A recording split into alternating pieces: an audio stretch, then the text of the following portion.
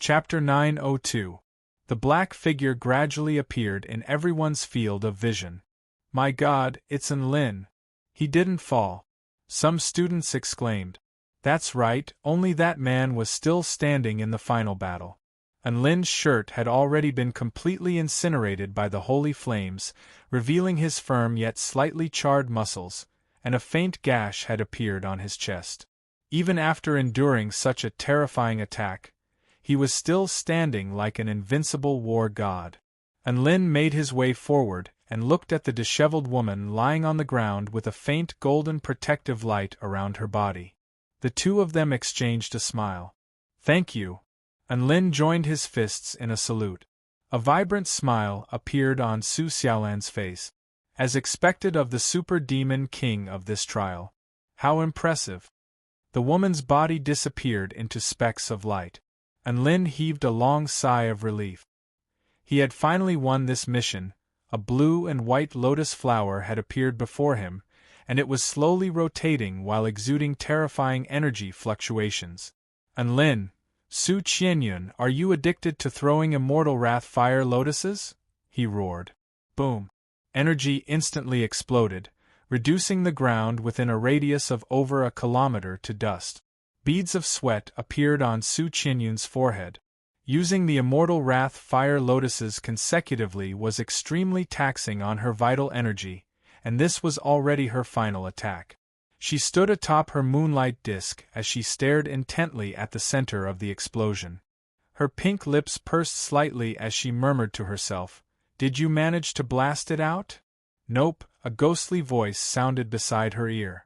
Su Qianyun's face paled with fright upon hearing this voice.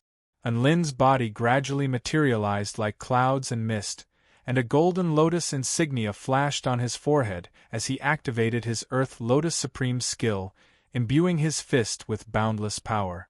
"It's over," he said in a cold voice. Su Qianyun's features paled as she said in a mellow voice, "Be gentle." Lin nodded. 100% mountain quaking fist. Rumble! The golden light exploded, as if a sun had exploded in the night sky. The powerful power of the earth turned into a shock wave, scattering the clouds in the sky for several miles. An extremely beautiful woman spat out a mouthful of blood and fell from the sky.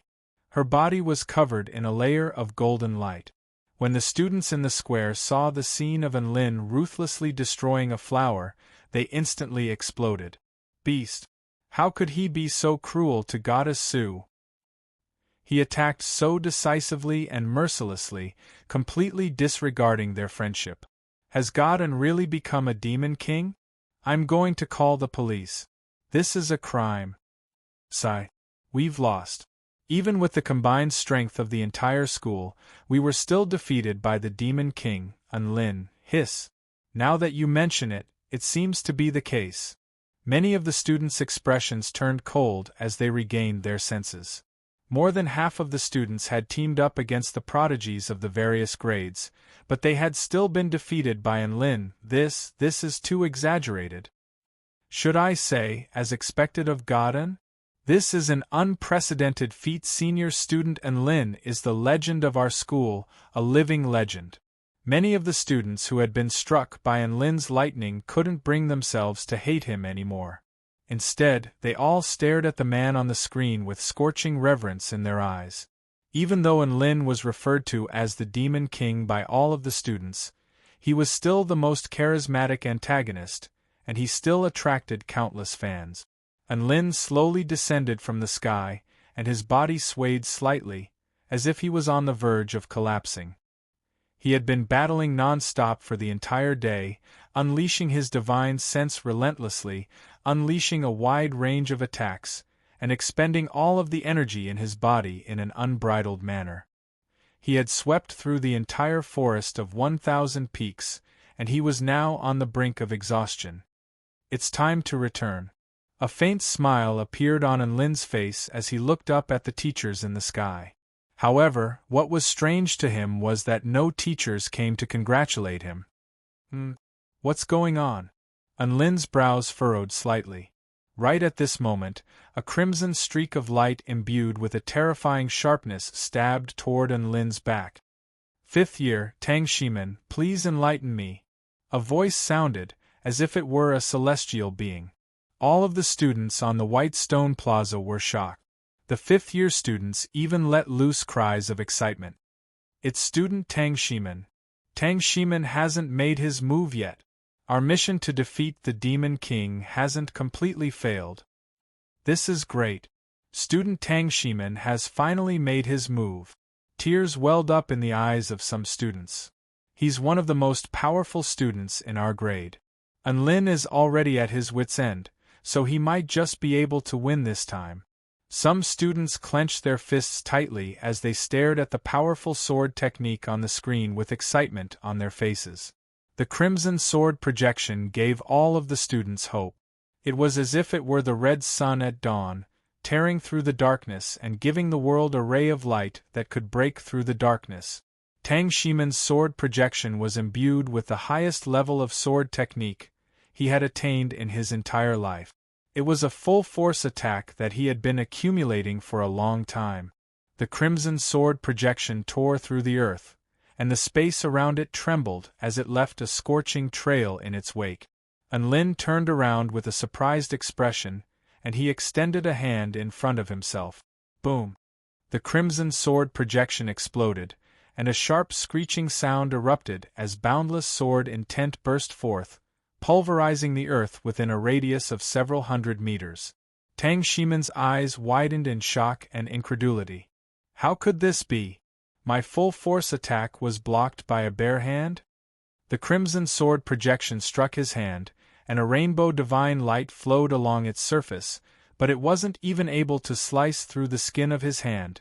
The black sword projection fell and tore Tang Shimin's body apart. Blood splattered through the air, creating a tragic yet tragic sight.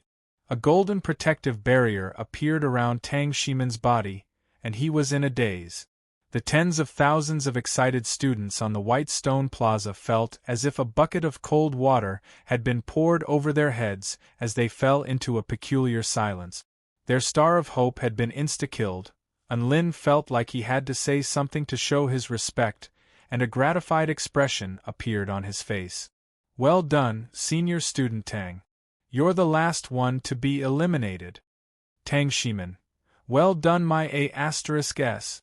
I didn't even get a single head before I was insta-killed." Tears welled up in Tang Shimin's eyes with this in mind. He was supposed to make it into the top 5 of the Immortal Rankings board, so why did it end like this? Tang Shimin's body transformed into a streak of golden light and slowly disappeared amid his grief and indignation. In the sky above, Dioscorea Cancongensis nodded with satisfaction. Although Tang Shimin only unleashed one strike, his sword intent was extremely profound and powerful. He has a good chance of making it into the top 10 of the Immortal Rankings board. Tang Shimin: Combat Capability 680, Achievement Score 0. And Lin: Combat Capability 3400, Achievement Score 86510. Vice Principal Yu Hua nodded silently as he looked at the two numbers. The two numbers were completely incomparable. Celestial Immortal Yu Hua descended from the sky and appeared before Lin. He teleported Lin onto the platform on the white stone plaza before raising Lin's arm high into the air. "I hereby announce on behalf of the university that the free-for-all battle has officially concluded, and the champion is Lin." Close to 50,000 students stared up at the proud figure standing before them in silence for a few seconds. Lin was a little speechless as he looked at the students. Could it be that he had been too ruthless, and all of his fans had left the team or become anti-fans? Could they at least give him some face? However, just as he was feeling a little gloomy, someone suddenly took the lead in clapping, which then erupted into thunderous applause. Tens of thousands of students erupted into unprecedented cheers. Their voices were like tidal waves that reverberated throughout heaven and earth, and some students were even screaming. Immediately afterward, more and more people began to chant the same thing. In the end, all 50,000 students began to chant in unison. Congratulations to Demon King Enlin for becoming the champion. Congratulations to Demon King Enlin for becoming the champion. Congratulations to Demon King Enlin for becoming the champion. Enlin stared blankly at the countless students below him who were chanting his name to their heart's content. Some of the students' faces were still black from being struck by lightning, but all of them wore smiles on their faces. Enlin couldn't help but smile along with them. He cupped his fists in an earnest salute to all of the students below. Thank you for letting me win. These students were so adorable. Chapter 903. The free-for-all battle drew to a close. Enlin was undoubtedly number 1 on the Immortal Rankings board. Su Xiaolan also came in second place. Both of them were like cheaters. No matter which one of them had a battle record, it was enough to break the school's record since its founding. As for third place, it went to Su Qianyun, who had thrown her Immortal Wrath Fire Lotus. Her Immortal Wrath Fire Lotus didn't have much of an effect on Enlin, but if any other Soul Formation final stage cultivator were to be struck by that attack, they would definitely be blasted into smithereens without any special defensive techniques, even if they were a Soul Formation final stage cultivator. The fourth place went to Zhuo Qiubing, the leader of the fifth-year students. As for the fifth place, that was a little more debatable. Yao Mingxi and Tang Shimin were both very good candidates. Yao Mingxi's combat capability wasn't as high as Tang Shimin's, but his achievement score was far superior to Tang Shimin's. After all, Tang Shimin's achievement score was 0, so I could do it too. The teachers calculated the scores and finally determined that Yao Mingxi came in 5th place, while Tang Shimin came in 6th place. That's right, Tang Shimin had missed out on his dream again. His dream of being in the top 5 of the Immortal Rankings board was no longer achievable. Tang Shimin bawled his eyes out in the toilet. Most importantly, he also learned why he hadn't encountered any monsters along the way. It was because he had been following behind Enlin the entire time, following the map that Enlin had cleared. Wherever Enlin went, he followed. What a coincidence! Was this fate? Fate my A**s. Tang Shimin was about to explode, and he grabbed onto Enlin's sleeve as he howled with rage, demanding that Enlin compensate him for the honor of being in the top 5 of the Immortal Rankings board. Enlin's expression darkened. There was no way he could reason this out. Who knew that senior student Tang would be following him this entire time? Even though this had nothing to do with him, he couldn't bear to see senior student Tang's heartbroken expression when he couldn't even fulfill a simple wish before his graduation. How about this, senior student Tang? I'll give you something as an apology. Enlin thought for a moment before speaking. Tang Shimin's eyes lit up. What is it? He could still vaguely recall that during the last free-for-all battle, Enlin had to compensate Chang Yi for the mooncakes he had made for Lu Qianhuan and the others. At that time, he was extremely envious of Enlin. Now that Enlin said that he had something good for him, he couldn't help but feel a little excited. Enlin reached into the pocket of his robe and took out an exquisite object. Under the sun, it exuded a moving rainbow-like luster. Its entire body was round and flawless, and its edges were full of regular folds, like pieces of aggregated petals. At the bottom was a pure white support that could be held with one hand. It was a combination of simplicity and beauty. That's right, it was a lollipop. The system's products were definitely top-notch. Enlin was willing to give one of the 2 lollipops rewarded by the system to Tang Shimin.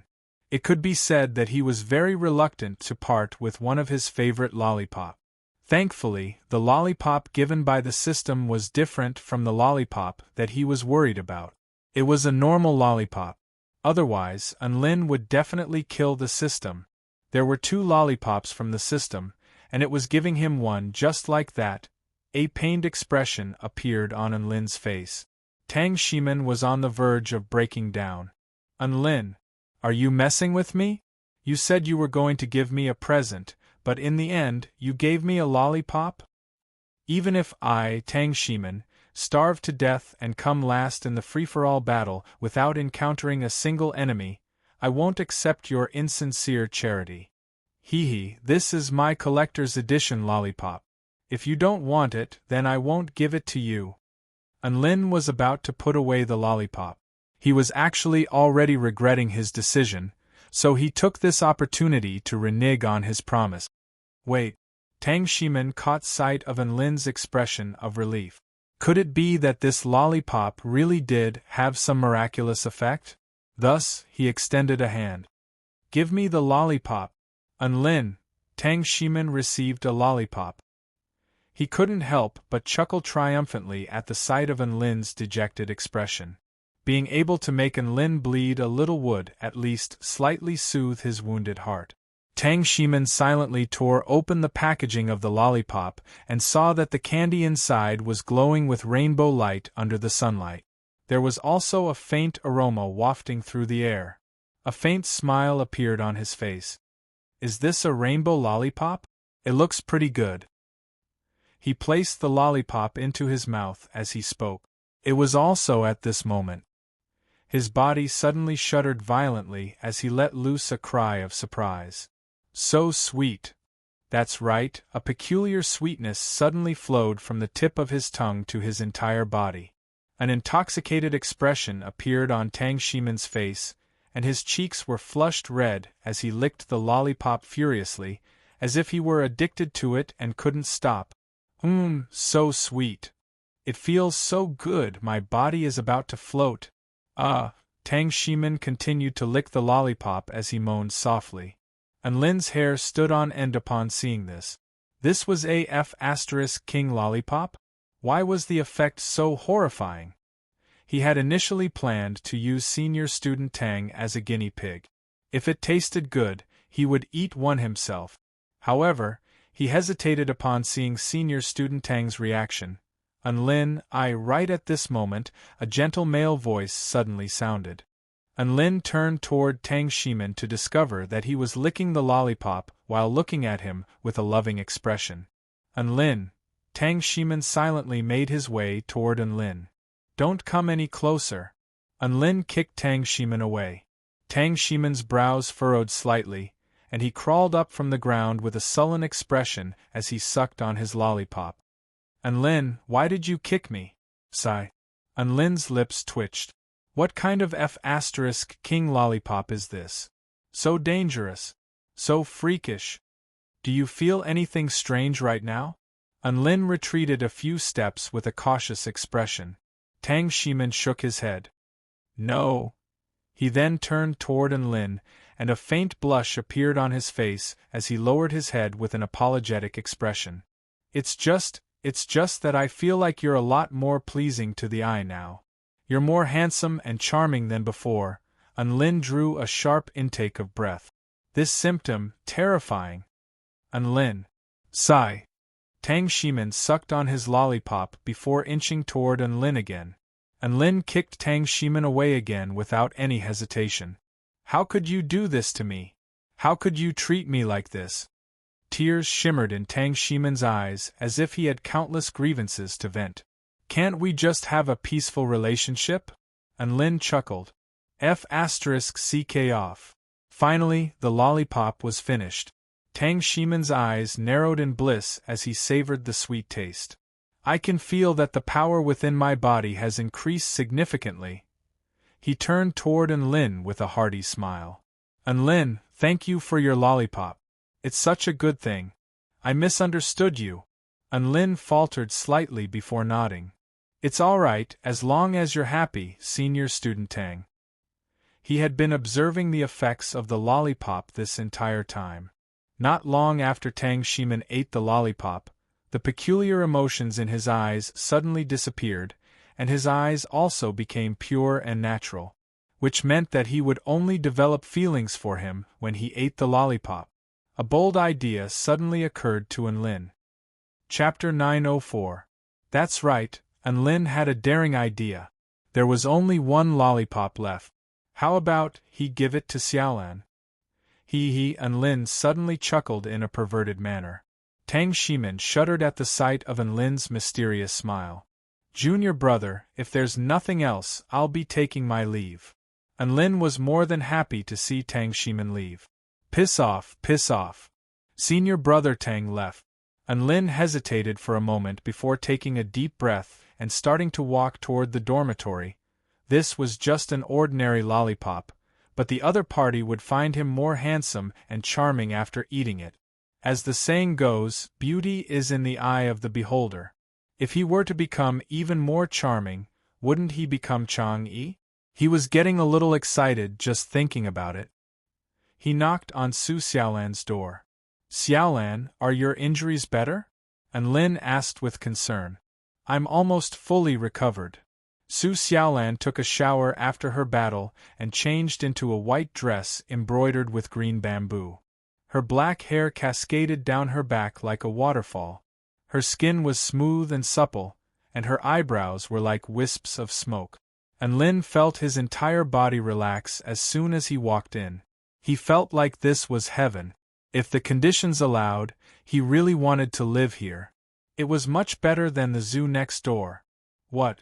Do you feel bad, so you came to see me? Su Xiaolan asked with a teasing smile on her face. Anlin's eyes glowed with a bright smile. Anlin nodded with a serious expression. That's right. I came to see you and give you a small gift as an apology. What gift? Su Xiaolan's interest was piqued.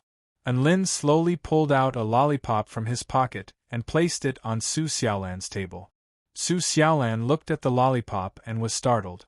Then, she couldn't help but laugh. Anlin, you're really sentimental. Giving a lollipop as an apology. She picked up the lollipop and said with a smile, but it's very interesting. I like it. Anlin said matter-of-factly, of course. This lollipop is the only one left in this world. It's super delicious. I'll give it to you as a gift. Don't stand on ceremony. Su Xiaolan tore open the packaging of the lollipop, and her eyes lit up when she saw the colorful luster inside. She opened her pink lips and put the lollipop in her mouth. Suddenly, a very sweet smell filled his body. The woman's body trembled slightly, and her beautiful eyes became a little blurred. Anlin looked at Su Xiaolan expectantly. How do you feel? Do I look even more handsome now? He didn't say it out loud. Su Xiaolan raised her head, and there seemed to be some kind of special emotion rippling in her eyes. A faint blush appeared on her face as she looked at Anlin and nodded. It's delicious. Anlin, have a bite too. There was a conflicted look in her eyes, but in the end, she still took the colorful lollipop from her mouth. The lollipop was glittering and translucent, and there was even a sliver of translucent nectar swirling around it. Su Xiaolan never forgot to share beautiful things with Anlin. When she heard that this was the only one left in this world, she felt like Anlin shouldn't miss out on such a delicious lollipop. Anlin's heart rate accelerated and his breathing accelerated upon seeing this. Eat Xiaolan's lollipop? This is an indirect kiss, so exciting. Furthermore, would he develop special feelings towards Su Xiaolan after eating the lollipop from Su Xiaolan? Would she become even more beautiful and alluring? This was a very good idea to test. Anlin opened his mouth without any hesitation and placed the lollipop from Su Xiaolan into his mouth. So sweet! A unique kind of sweetness flowed into his body like a rainbow, filling his entire body with a sense of bliss. This sweetness flowed into his body and into his consciousness, and it was also imbued with abundant energy. It was as if nothing in this world could compare to this lollipop. Anlin, let me have a taste. A soft and seductive voice sounded. Anlin raised his head to discover the yearning in Su Xiaolan's eyes. He struggled for a moment before handing the lollipop to Su Xiaolan. Thus, the two of them licked the lollipop one by one. Su Xiaolan's arms were already wrapped around Anlin's arm, and her soft and delicate body was pressed tightly against Anlin's. Her voluptuous chest rose and fell as a beautiful blush appeared on her neck. Her eyes were filled with love as she called out in a soft voice, Anlin. Her breathing accelerated as her cherry lips slowly inched closer to Anlin's lips. Lin glanced at Su Xiaolan as he continued to sip on the lollipop. She was a noble and holy woman in the eyes of others, but she had never been so seductive before. Lin suddenly pushed Su Xiaolan away with an impatient expression. "Woman, don't get so close." Su Xiaolan faltered upon hearing this, and there was sorrow and disappointment on her face. However, she still walked toward the man. "Lin, I don't want a lollipop, I just want to." Lin's expression became serious as he pushed Su Xiaolan to the ground again. "Woman, get lost. Don't even think about taking advantage of me." Su Xiaolan. Lin harumphed coldly as he silently walked over to the vanity mirror. A mesmerized expression appeared on his face as he looked at the man in the mirror. He sucked on his lollipop and rubbed his chest with one hand. His face was flushed red as he lamented, "What a peerlessly beautiful man! I never thought that there would be such a perfect man in this world." He stroked his own face as he stared at the man in front of him in a daze. Su Xiaolan strode over with a sullen expression, and she placed a hand on the man's shoulder. "Lin, how can you treat me like this?" Lin pushed Su Xiaolan away violently with an impatient expression. "Piss off." Looking at himself in the mirror, his breathing quickened and he couldn't help but say, "In this world, only I am worthy of such a perfect me." Su Xiaolan was in despair. Tears welled up in her eyes, and she clutched her chest with her hand as she looked at Lin with a pained expression. Lin was truly in love. Before he knew it, he had already bent over and was about to kiss the man in Su Xiaolan's mirror. It was also at this moment that the lollipop was sucked dry. A mysterious energy fluctuation began to disappear. Lin's eyes gradually regained clarity. He looked at the man who was almost glued to the mirror, and he was given a huge fright as he immediately retreated. "Holy F***ck. What am I trying to do?" There was a look of horror on his face. He carefully recalled what had happened before he finally came to a realization. So that lollipop doesn't create feelings for the person in front of me after I lick it. Instead, it makes the person who eats the lollipop fall in love with the owner of the lollipop. That's why. I fell in love with myself. Hee, that's a reasonable analysis. A clear and melodious voice rang in his ears. Lin turned around. He discovered that Su Xiaolan was looking at him with a hint of a smile on her face, and there was a dangerous glint in her eyes. Chapter 905. As expected, raising a little fairy was a lot more useful than raising a dog. Lin nodded. In that case, it was either a symptom of a breakthrough, or a mental state that had been obstructed, thereby resulting in this state. However, Dabai had a different opinion. "I didn't see any changes in Little Lang's personality when he made his breakthrough, so why is Little Tian acting like this? I think this is an inner demon." Shuizhantian. He immediately wanted to hug Shuizhantian's soft and fluffy body, but he didn't know what kind of state Shuizhantian was in right now. In order to avoid disturbing Shuizhantian's observation, he forcibly repressed this urge. Lin. Tina flew a circle around Shuizhantian before tapping his fluffy little head with a slender finger. "He's very healthy. There are no abnormalities in his body." The scalding and piercing pain was still dominating his mind. That kind of experience was really too unbearable to recall. What the F***ck? Why was she so understanding? Everyone nodded upon hearing this. "Kneeling on a lava durian is one thing, but I can't even use the power of my divine body." Su Xiaolan's eyes narrowed slightly. "Hee. Little Na is such a good girl." Lin stroked her golden hair with a gratified expression. "By the way, what has Little Tian been doing these past few days? Why haven't I seen him?" Lin rolled his eyes. "I've been a bit short on money lately, so I've used all of the flavor enhancements from the frying pan to make stuffed buns. It would be fine if it were the former, but if it were the latter, then it could even trigger an inner demon or cause his Tao heart to become unstable, thereby leading to his death by the heavenly tribulation. Why can the heavens only punish me, but I can't retaliate?" Giant Enlin, what happened to your knee?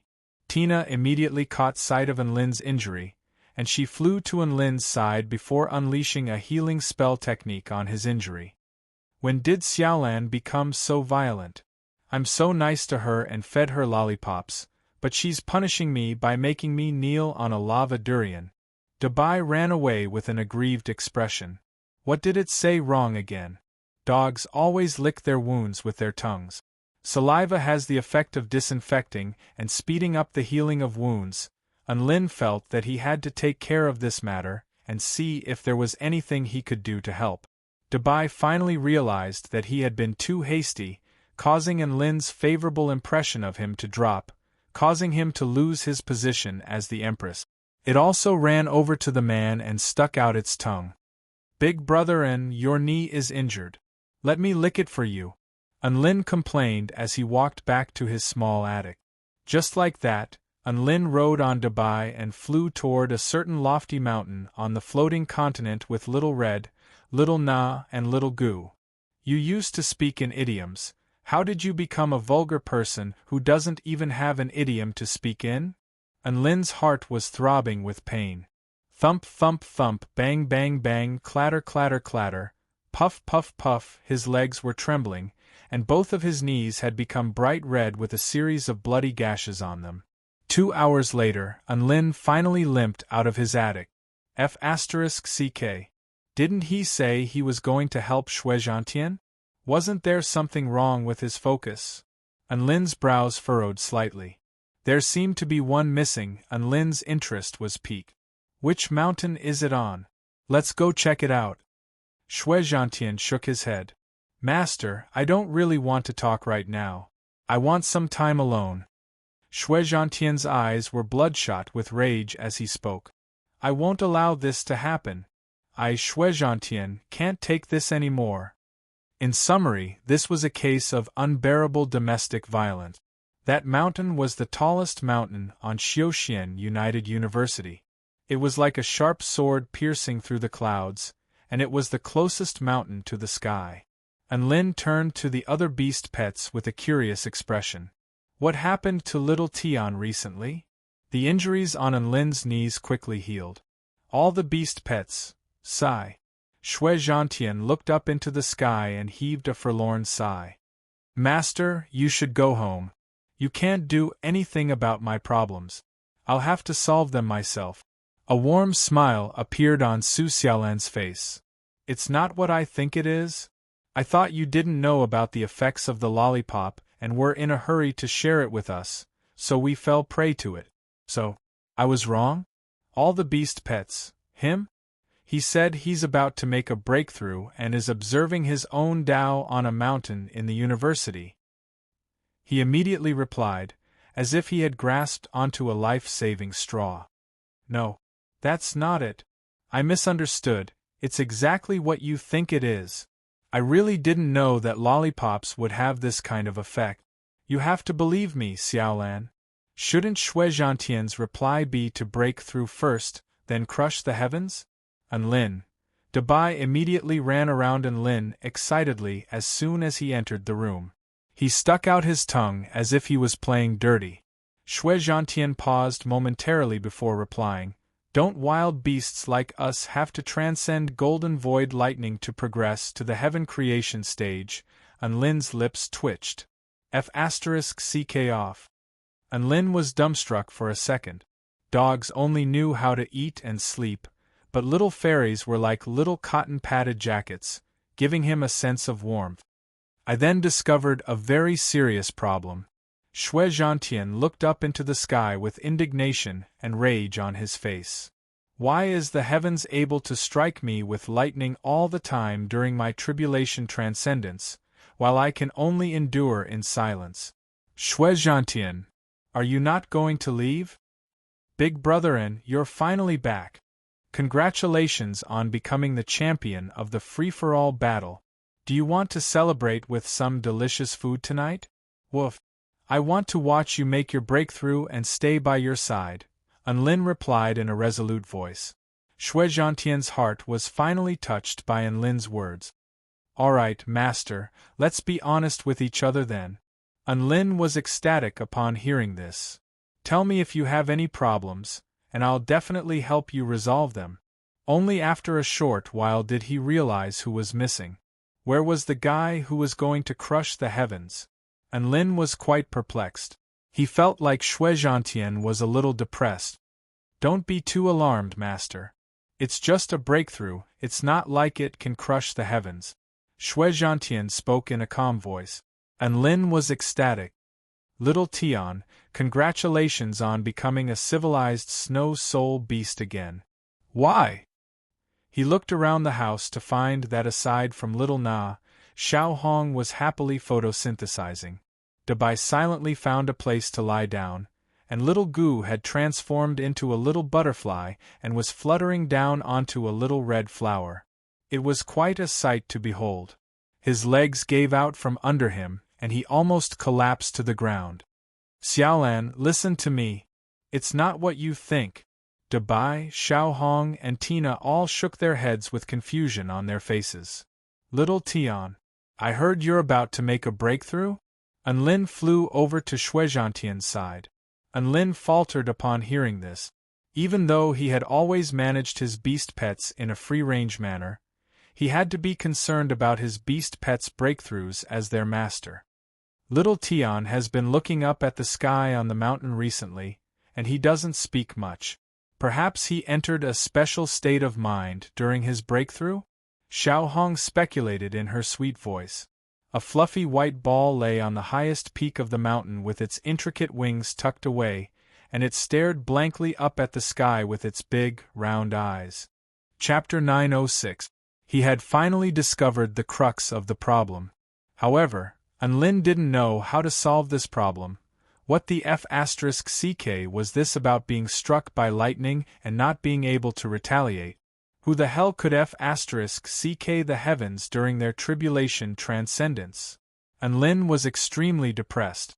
He had promised Shui Zhantian that he would solve this problem, but he really didn't know how to F***ck the heavens. This was such a difficult problem. Shui Zhantian looked at Unlin's expression and spoke in a forlorn voice. See, master? I told you there's nothing you can do. This is the heavens. The heavens dictate what must be done, and no one can resist. If it wants to strike you, you have to obediently endure it. There's no other way out. Unlin spoke with difficulty. So you'd rather not make a breakthrough than endure the heavenly tribulation? Shui Zhantian looked up into the sky again. Not exactly, but I can't help it. Unlin was very tired. This beast pet problem was extremely difficult to solve. How to make Shui Zhantian endure the lightning strikes was a difficult problem. After a while, Unlin's eyes lit up, and he stroked Shui Zhantian's head before speaking in a meaningful and heartfelt voice. Little Tian, I want to teach you the meaning of an idiom. What idiom? Shui Zhantian's eyes finally lit up upon hearing this. This idiom is. Unlin looked directly into Shui Zhantian's eyes and enunciated each and every word. Endure hardships in order to gain courage. Boom. Unlin's words were like a bolt of lightning that caused Shui Zhantian's body to tremble. As the king of idioms, how could he not know the meaning of this idiom? He was trying to tell him to endure humiliation for the sake of his mission. Think about it. You can't retaliate now, but you might be able to after you become powerful enough. Unlin continued, endure the heavenly tribulation first and endure humiliation for the sake of your mission. Only when you become powerful enough will you truly have a chance to slash the heavens. Shui Zhantian's body trembled, and he had clearly been moved by Unlin's words. Unlin added fuel to the fire. Isn't there a saying that goes like this? A gentleman's revenge is a dish best served cold. You, Shui Zhantian, are destined to slay the heavens, so you shouldn't let the heavens stand in your way. Unlin's words were impassioned and full of fighting spirit. It had to be said that Shui Zhantian had indeed been persuaded, but he was still conflicted. But I, Shui Zhantian, only want to avenge myself. Unlin, in the end I can't take this lying down. Being struck by lightning like an idiot, yet I can't do anything about it. This will become a shadow in my heart. Shuizhantian raised his head and took a deep breath. Even if we can make the heavens pay a small price, it would be enough. At the very least, it would prove that the heavens can be defied and resisted. Lin could see an unyielding battle intent burning in Shuizhantian's eyes. He knew that Shuizhantian was serious. As long as the heavens paid a small price, Lin's eyes lit up, and he said with a smile, "Little Tian, do you want to make the heavens pay a price? I can help you." Shuizhantian raised his head to stare at Lin with astonishment etched on his face, and his voice trembled slightly. "Master, you have a way? Do you know any secrets regarding tribulation transcendence?" Lin asked with a mysterious expression. "Master, don't keep me guessing." Shuizhantian's eyes widened with faint blue patterns, and he flapped his intricate wings with excitement, appearing especially adorable. Lin smiled. "You also know that the son of Emperor Yi Deng of the Blood Tribe died to tribulation lightning, and I was the one who killed him. At the time, I blocked countless bolts of tribulation lightning for him, but the lightning didn't strike the right person, and it became more and more powerful. Do you know why?"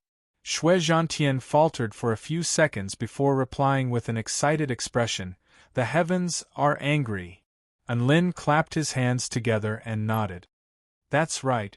It's exactly because the tribulation lightning was blocked that the heavens became enraged, which is why the tribulation lightning became so much more powerful. At the time, we were obstructing the actions of the heavens." Shuizhantian flapped his wings excitedly. "So that's how it is. Angering the heavens. Haha, it sounds great. It's such a joyous thing to be able to do something that pisses off the heavens." "That's exactly what you're talking about." Lin nodded with a smile. "Furthermore, when we obstruct the tribulation lightning, the power of the tribulation lightning will increase, and the heavens will expend a little more energy. According to the law of conservation of energy, isn't that the equivalent of expending a little more energy to make the heavens expend a little more energy?" Boom! Lin's words exploded in Shuizhantian's mind like a clap of thunder.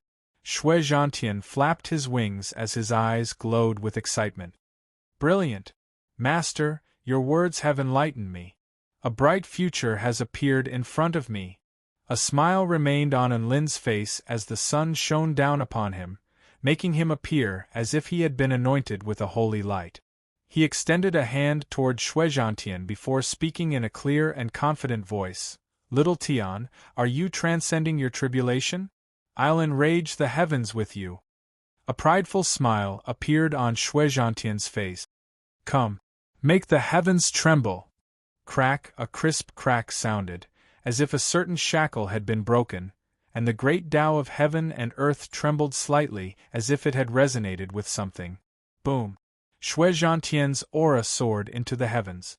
"Listening to you is more rewarding than cultivating for 10 years. Master, I'm going to make a breakthrough now.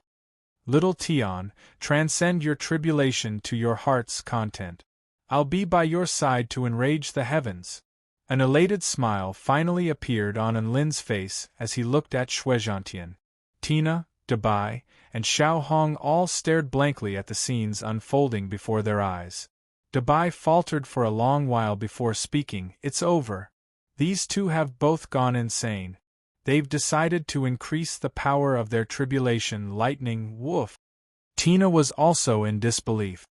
"Isn't tribulation transcendence for soul formation stage cultivators very dangerous?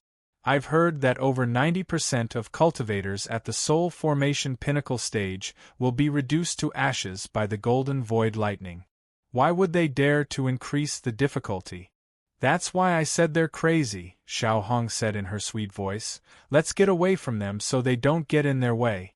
It's very dangerous to play with crazy people." As expected of Big Sister Hong, her words were always reliable. Tina and Dabai were also thinking the same thing. They immediately retreated to a distance of over a kilometer.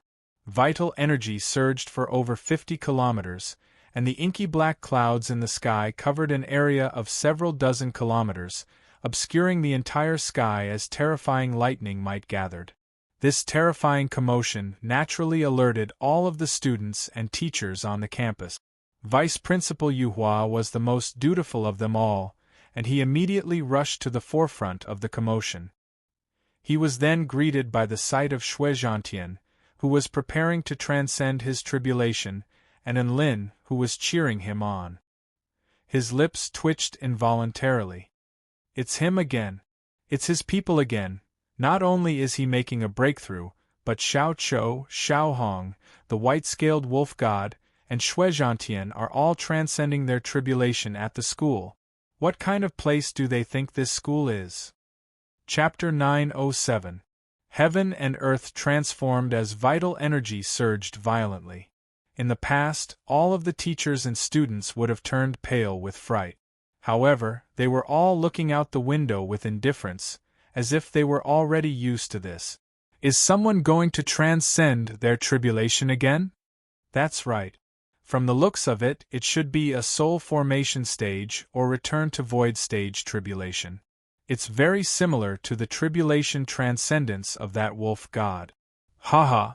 Then it's definitely not our students. It's probably senior student Enlin's beast pets again, right? It must be that super adorable snow soul beast transcending its tribulation. I really want to go and have a look, a female student said with anticipation on her face. How about we apply for a leave of absence? Just say it's my period? Another female student mustered up the courage to suggest with a blush on her face. A female teacher's chest constricted upon hearing this. Can you please keep your voices down when you're discussing something? Hey, I'm not deaf. In another classroom, a man who was talking excitedly about karma glanced at the sky outside the window and smiled faintly. Students, when you think that the person you are destined to meet has appeared, don't hesitate and go after him decisively. Otherwise, you will only be left with regrets and regret. All of the students were perplexed. Why was the teacher suddenly talking about this? Teacher, your destiny has already appeared, so you have to grab onto this opportunity. This is the best time to observe your Tao. Hence, this is a self-study period. See you later. The man chuckled and tore open a spatial passageway on the spot. He stepped into the spatial door openly and disappeared. All of the students in the classroom were dumbstruck. Although I think what the teacher said makes sense, is he skipping class openly? He's probably watching Enlin's beast pets transcend their tribulations. He's always there to gain inspiration. Then the class representative paused for 3 seconds before replying. Teacher is indirectly encouraging us to grab onto our destiny, so do what you want to do and grab onto that destiny. Oh. All of the students came to a sudden realization. So he was saying that they were free to do whatever they wanted. Thus, the entire classroom was instantly emptied. Who the F***ck would stay in the classroom if they had a chance to spectate? Thus, a group of spectators slowly gathered at the location of the tribulation transcendence. Around the mountain peak, there was a barrier set up by the teachers to prevent the lightning's might from affecting the innocent students. Vice Principal Yuhua looked at Shui Zhantian and Enlin with furrowed brows. Why is Enlin still standing there? Isn't he afraid of disrupting Shui Zhantian's tribulation transcendence? Celestial Immortal Ming Yuan, who had just skipped class, looked at the figure with a profound smile on his face. Looks like classmate Enlin is going to show us something amazing again. Dark clouds gathered in the sky, causing the entire world to darken. Bolts of golden lightning swam in the sky like golden dragons, releasing extremely terrifying lightning might. Shui Zhantian flapped his little wings and hovered in midair. He pointed his pointy wings toward the sky as he let loose a torrent of abuse. F***ck and T%MMP, Enlin had a gratified look on his face, but all the teachers and students in the school were dumbfounded. What kind of operation was it to point at the sky and curse before transcending the tribulation? What a huge grudge! Boom, boom, boom! The sky seemed to stir as golden lightning began to surge. Tribulation transcendence to the soul formation stage required 49 bolts of tribulation lightning, but tribulation transcendence to the return to void stage required 81 bolts of golden void lightning. Even the most supremely talented prodigy could fall to golden void lightning. Celestial immortal Ming Yuan's eyes lit up at the sight of Shui Zhantian hurling abuse into the sky. This was the first time he had seen such a spectacular opening. Boom! A bolt of golden lightning flashed through the sky before striking Shui Zhantian's body. Terrifying lightning might course through the round ball of flesh, wreaking havoc upon its body. Shui Zhantian chortled with glee. Ha ha ha ha! Trash tribulation lightning! I can take another 10,000 bolts of this level of attack. He then began to hurl abuse into the sky again. Classmate and Lin's beast pets, are all so special? Vice Principal Yuhua felt as if 10,000 mythological beasts were stampeding over his heart upon hearing Shui Zhantian's words. Celestial immortal Ming Yuan picked up a photographic crystal and began to take pictures with an excited expression. Shui Zhantian has launched a second wave of verbal attacks against the heavens. Will the heavens be angry? Will the power of the tribulation lightning increase by leaps and bounds? Boom! The second bolt of divine lightning fell. Unfortunately, this bolt of divine lightning was only slightly more powerful than the last bolt, and it was increasing in a regular pattern, much to Celestial Immortal Ming Yuan's disappointment. A disdainful smile appeared on Shui Zhantian's face as he continued to hurl abuse. The beautiful woman sitting on the massive book was astonished. This snow soul beast is so adorable, but why is it cursing so vulgarly? Teacher Yuing, it's called contrast cuteness. A female student explained with a dainty smile as she listened with rapt attention. Madagascar stared speechlessly at the female student with concern welling up in his heart. Shui Zhantian didn't repeat a single sentence when he cursed the heavens. There were so many adorable students watching from the sidelines. Would they be infected? If they were to be led astray, the students would start hurling insults at one another as soon as they met. That would be an unimaginable scene. One bolt of divine lightning after another fell, and Shui Zhantian was like an unyielding warrior against the heavens. Not only did he unleash all types of defensive spell techniques, but he also couldn't stop himself from hurling insults at the heavens. The golden void lightning became more and more powerful, and at the 70th bolt of divine lightning, each and every one of them was capable of pulverizing the earth within a radius of several hundred feet into dust. The mountain that Shui Zhantian was situated on was getting lower and lower. Vice Principal Yuhua stared at the mountain peak that was about to be obliterated by the lightning with a pained expression, and he silently made a note in his notebook. Another protected heritage site was gone. He had to get compensation from Enlin. Shui Zhantian's body was enshrouded in a white barrier of ice and snow, which could effectively nullify the power of the heavenly tribulation.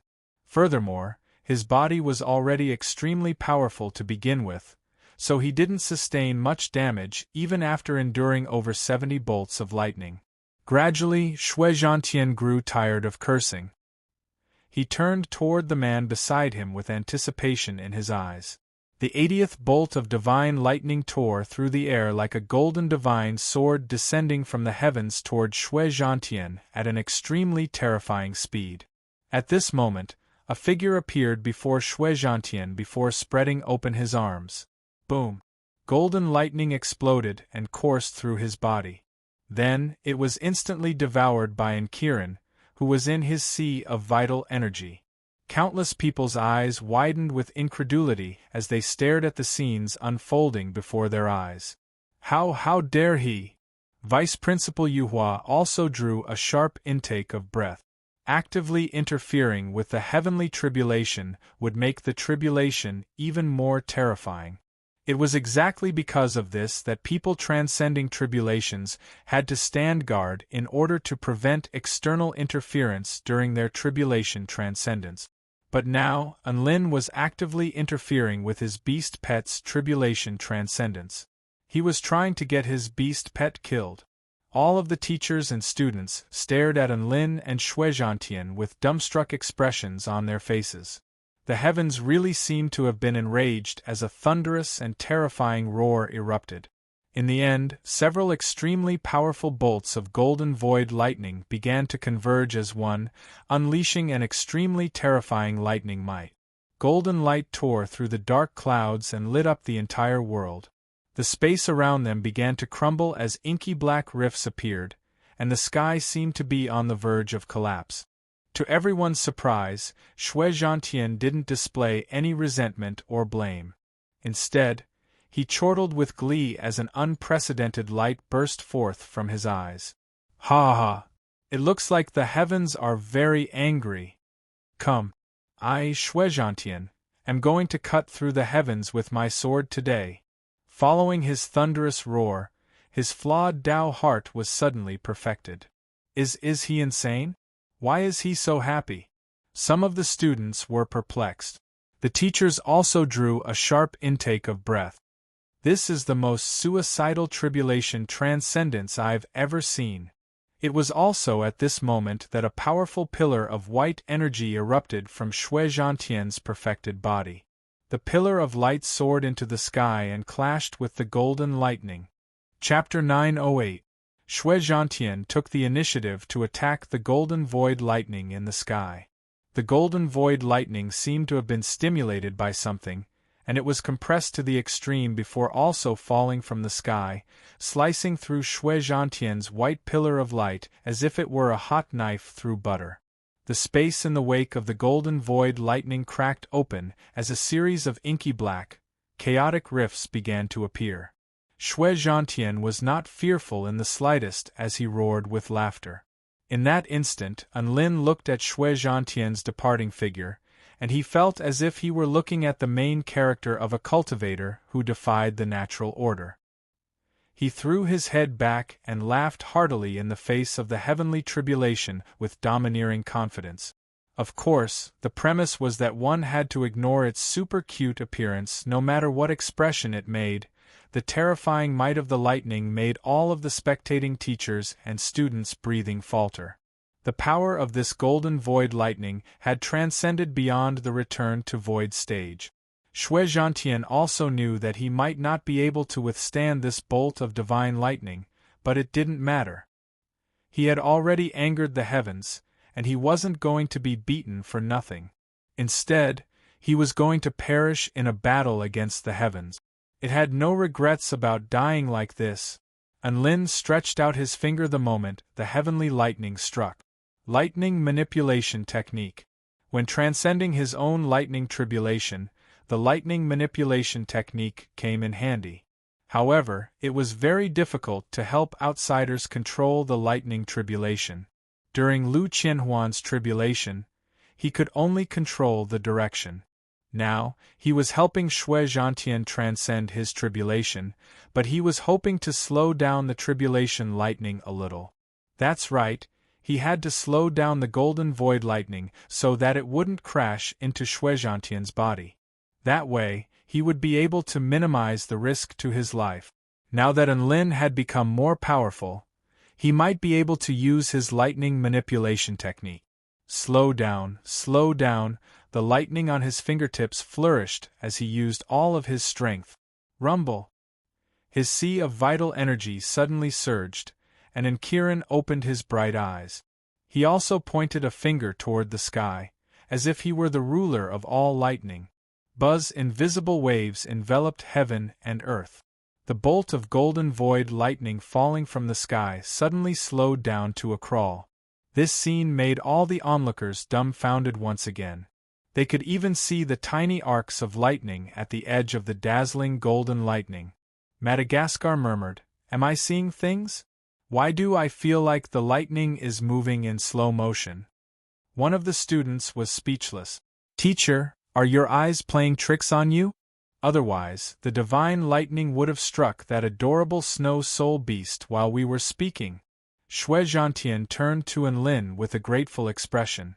As expected, only by following his master could he truly break through this world. It had made the right choice back then.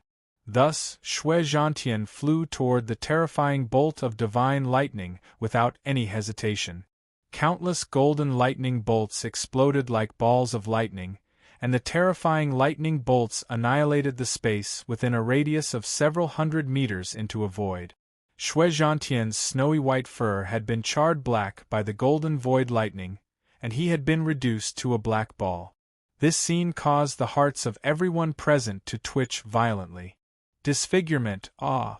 Shui Zhantian roared as he spread his wings, and his Tao intent and power erupted forth to resist the terrifying golden void lightning.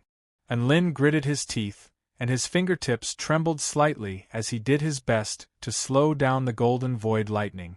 Celestial Immortal Ming Yuan noticed this.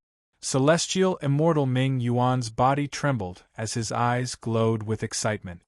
So that's how it is. What a terrifying power to be able to affect the heavenly tribulation. This is going to be an epic-making power.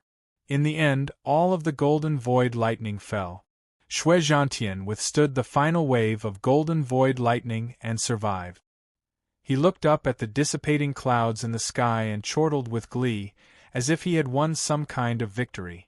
In the end, he fell to the ground and landed in Enlin's arms.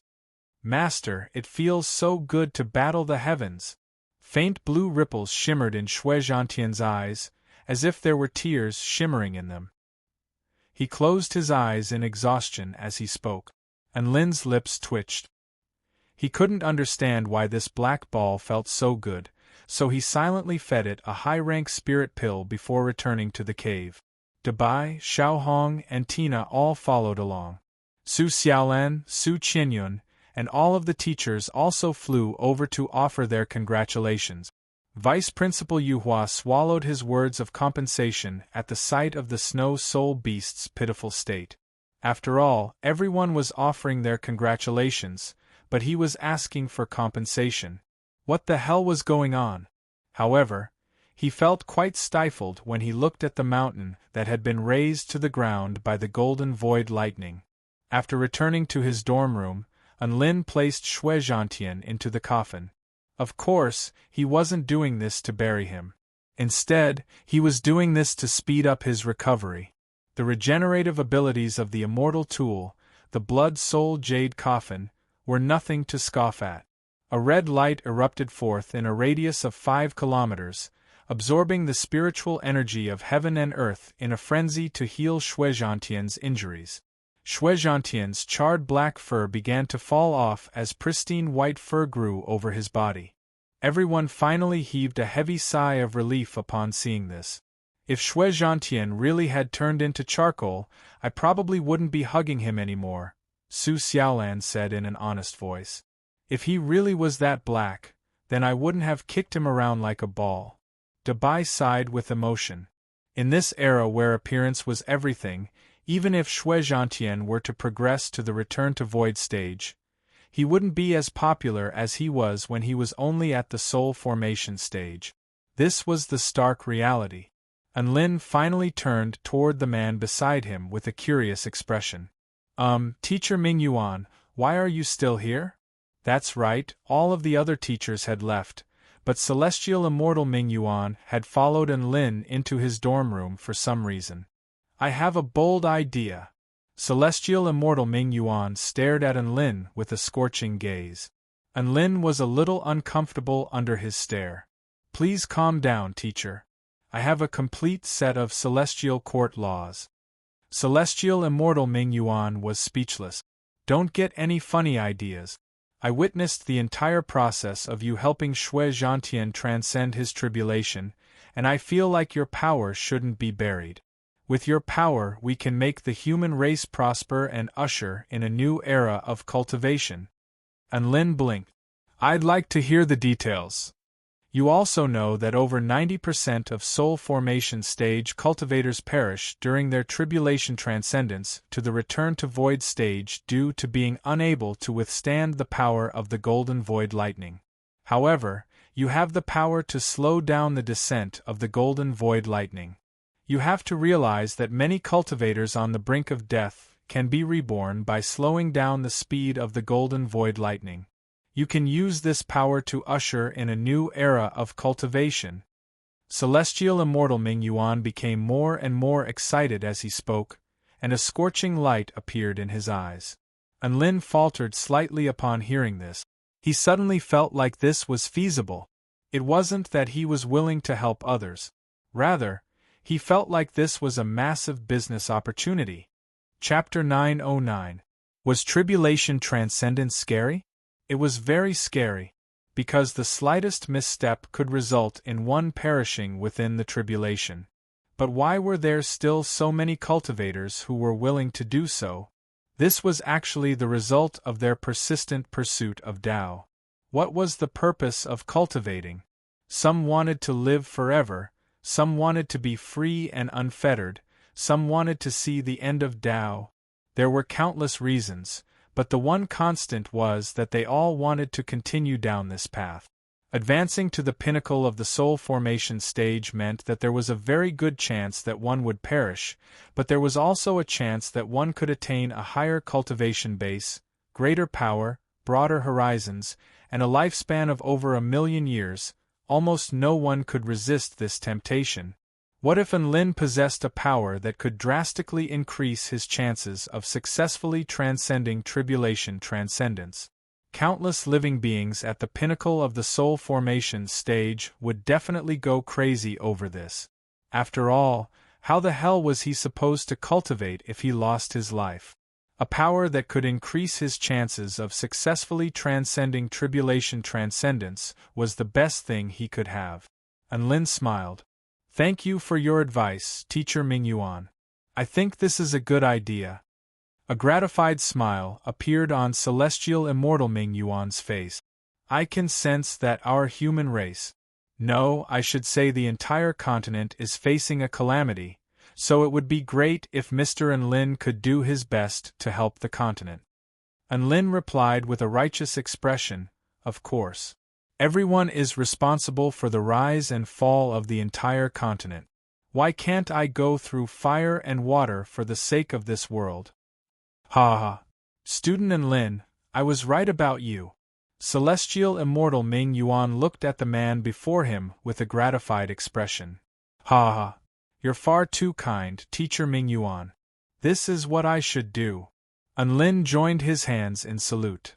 Time is of the essence, so I'll be taking my leave now to discuss the specifics with the Celestial Dharch. All right. Go on. Celestial Immortal Ming Yuan nodded before handing a photographic crystal to Enlin. This contains the complete recording of you helping Shui Zhantian transcend his tribulation. I'm sure it'll be very useful to you. Enlin was ecstatic, and he accepted the photographic crystal before expressing his gratitude. I'll be going now, teacher. Go. For the sake of a new era of cultivators. Celestial Immortal Ming Yuan smiled in relief. He looked at Enlin's receding figure and sighed. I didn't expect student Enlin to be so concerned about this matter. It's really a blessing for the mainland, the heart of the celestial court. Enlin arrived at the palace where the Celestial Dharch held his daily meetings. A celestial maiden dressed in a red dress came out to welcome him. Fellow Taoist Enlin, why did you go to sell steamed buns yesterday? We sisters miss your delicacies very much. The celestial maiden smiled faintly. Her lips were red and her teeth were pearly. Her face was radiant, and at the same time, she was beautiful and enchanting, but at the same time, she carried a cold arrogance. Enlin waved his hand with a hint of fear in his eyes. Celestial Maiden Tian Shou, don't come. When the Celestial Dharch found out that you organized a group to come to my store for an auction, he looked as if he wanted to tear me apart. I still have nightmares about it even now. That's right, this celestial maiden in a red dress was none other than the eldest sister of the 7 celestial maidens. Celestial Maiden Tian Shou was overjoyed to hear this, and she inched closer to Enlin. An alluring fragrance wafted through the air as her snowy white dress swayed in front of her, creating a spectacular sight to behold. Enlin looked straight ahead, but he sighed with emotion in his heart. Were the 7 celestial maidens ranked according to the size of their body parts? The eldest sister was an E-rank powerful being, which was slightly inferior to a Grandmaster construction cultivator. The second and third sister were D-rank powerful beings, the fourth was C-rank powerful being, the fifth was B-rank powerful being, the sixth was A-rank powerful being, and the seventh was of the bosom stage ahem. This was obviously just a joke. To be fair, Lin Junjun's figure was quite good, but it was still slightly inferior to her sister's. Just as Lin was immersed in his fantasies, Celestial Maiden Tian Shou had already inched her lips closer to Lin's ear, and she spoke in a seductive voice. Then, why don't we exchange using another method? Trade? Lin shuddered upon hearing this. Was this some sort of unspoken rule? How terrifying! As a righteous man, he had to deal with situations like this without any hesitation. Lin immediately replied, "What kind of trade? Please tell me, Celestial Maiden." Celestial Maiden Tian Shou's beautiful, watery eyes narrowed slightly as she said in a low voice, "To tell you the truth, Father has already withheld all of our pocket money from us, so we may not be able to patronize your restaurant in exchange for spirit stones. However, we have another way to repay you." Lin swallowed silently. Even though waves of shock surged through his heart, he still forced himself to maintain a calm expression. What way? Never would he have thought that being a chef would bring him such benefit. 7 celestial maidens. Come at me. Don't take pity on me just because I'm a delicate flower. Celestial Maiden Tian Shou's eyes shimmered like a little kitten that had just stolen a fish. Our celestial court has a heavenly peach garden that produces heavenly peaches. There are spirit peaches that ripen once every 100 years, as well as immortal peaches that ripen once every 1,000 years. We 7 sisters have come up with a plan. How about we trade an immortal peach for one of your dishes? PFFF. Lin almost threw up a mouthful of blood. He turned to the woman beside him with incredulity on his face. You're planning to steal an immortal peach for a dish? Tian Shou pursed her lips as she glared at Lin. We 7 celestial maidens are responsible for guarding the heavenly peach garden, so it's our property to begin with. How can we steal an immortal peach for a dish? Lin's lips twitched. Does the celestial Dharch agree to this? Tian Shou blushed. If he agreed to this, then why would I be telling you this in secret? Lin's chest constricted upon hearing this. If the celestial Dharch didn't agree to this, then you still dared to trade a heavenly peach for a dish? What do you mean it's not stealing? This is clearly embezzling from inside the house. Shocking. Why did the 7 celestial maidens steal a heavenly peach? I'm sorry. I'm not interested in a heavenly peach. Lin repressed the pain in his heart as he refused in a roundabout manner. He didn't want to make headlines in the celestial court, and he certainly didn't want to be slapped to death by the celestial Dharch. I see. That's a real pity. A disappointed expression appeared on Celestial Maiden Tian Shou's face. However, Lin wasn't disappointed in the slightest. In fact, he was ecstatic that his life had been spared. Oh yeah. By the way, Lin, why are you in such a hurry to find my father? Celestial Maiden Tian Shou suddenly asked. Lin instantly came to his senses upon hearing this, and he slapped his own head. I almost forgot. I have a method that can drastically increase the success rate of tribulation transcendence, and I want the Celestial Dharch to help me promote it. Drastically increase the success rate of tribulation transcendence? Tian Shou exclaimed with a hand over her mouth. Lin nodded. That's right, so I want the Celestial Dharch to use the power of the Celestial Court to promote this method to the entire continent. Tian Shou's alluring eyes lit up, and a faint smile appeared on her face. As expected, the man that 7th sister has taken a liking to is truly extraordinary. To think that he's even able to master a method like this. Lin's expression remained unchanged. There are a lot of celestial maidens who have taken a liking to me. After all, I'm so outstanding. Tian Shou, All right, this man didn't need any praise. He knew how to praise himself. Chapter 9-10. Celestial Maiden Tian Sho led Lin into the conference palace. The legendary conference palace of the Heavenly Palace wasn't all that lavish and extravagant.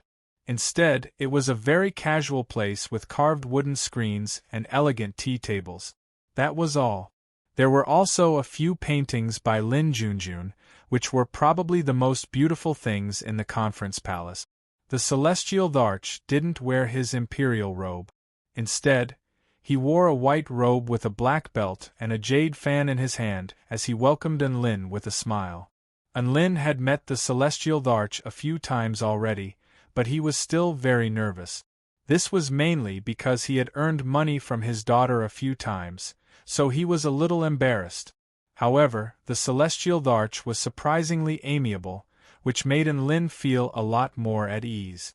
Lin displayed the image from the photographic crystal for the celestial Dharch to see, and his eyes lit up even more. Mr. Lin, your lightning manipulation ability can also slow down the speed of tribulation lightning? The celestial Dharch exclaimed. He had witnessed Lin helping Lu Qianhuan transcend her tribulation. At the time, he could only control the direction of the divine lightning, but he was now able to control its speed. That's right, I do have this ability. Lin nodded in acknowledgement. That's great. This is the fortune of the entire world. The celestial Dharch chortled with glee. Cultivators would not be able to handle the violent energy surging into their bodies at once, but when the violent energy flowed into their bodies at a slower rate, the cultivators would be able to slowly resist it.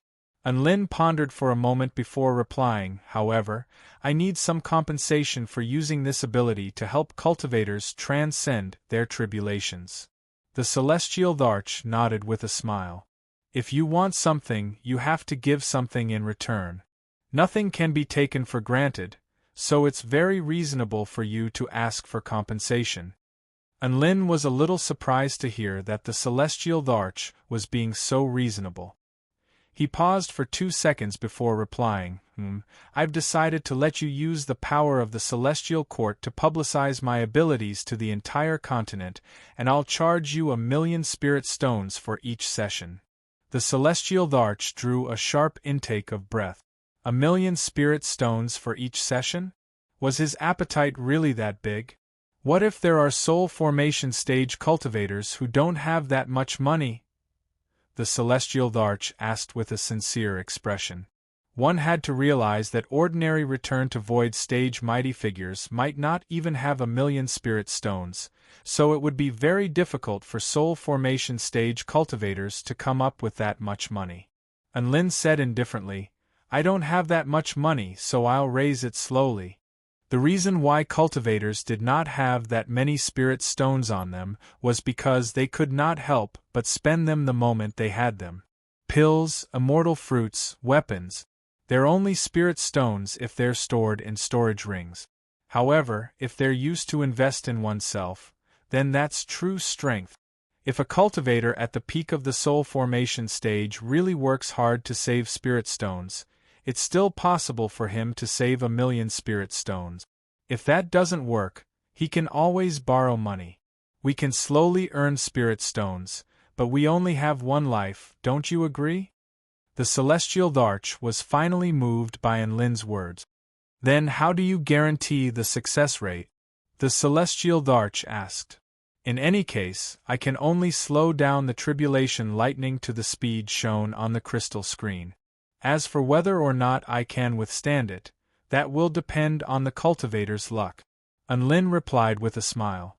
The celestial Dharch fell silent as he waved his azure jade fan. That's not enough. Even with the celestial court as a guarantor, your power is still not enough to attract some cultivators.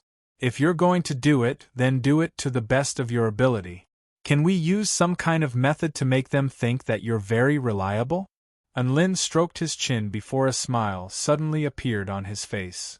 No problem, I'll raise the price to 1,500,000 spirit stones. Gasp. What the hell is that? The celestial Thearcha's eyes widened. Let me finish. Unlin waved a hand before continuing.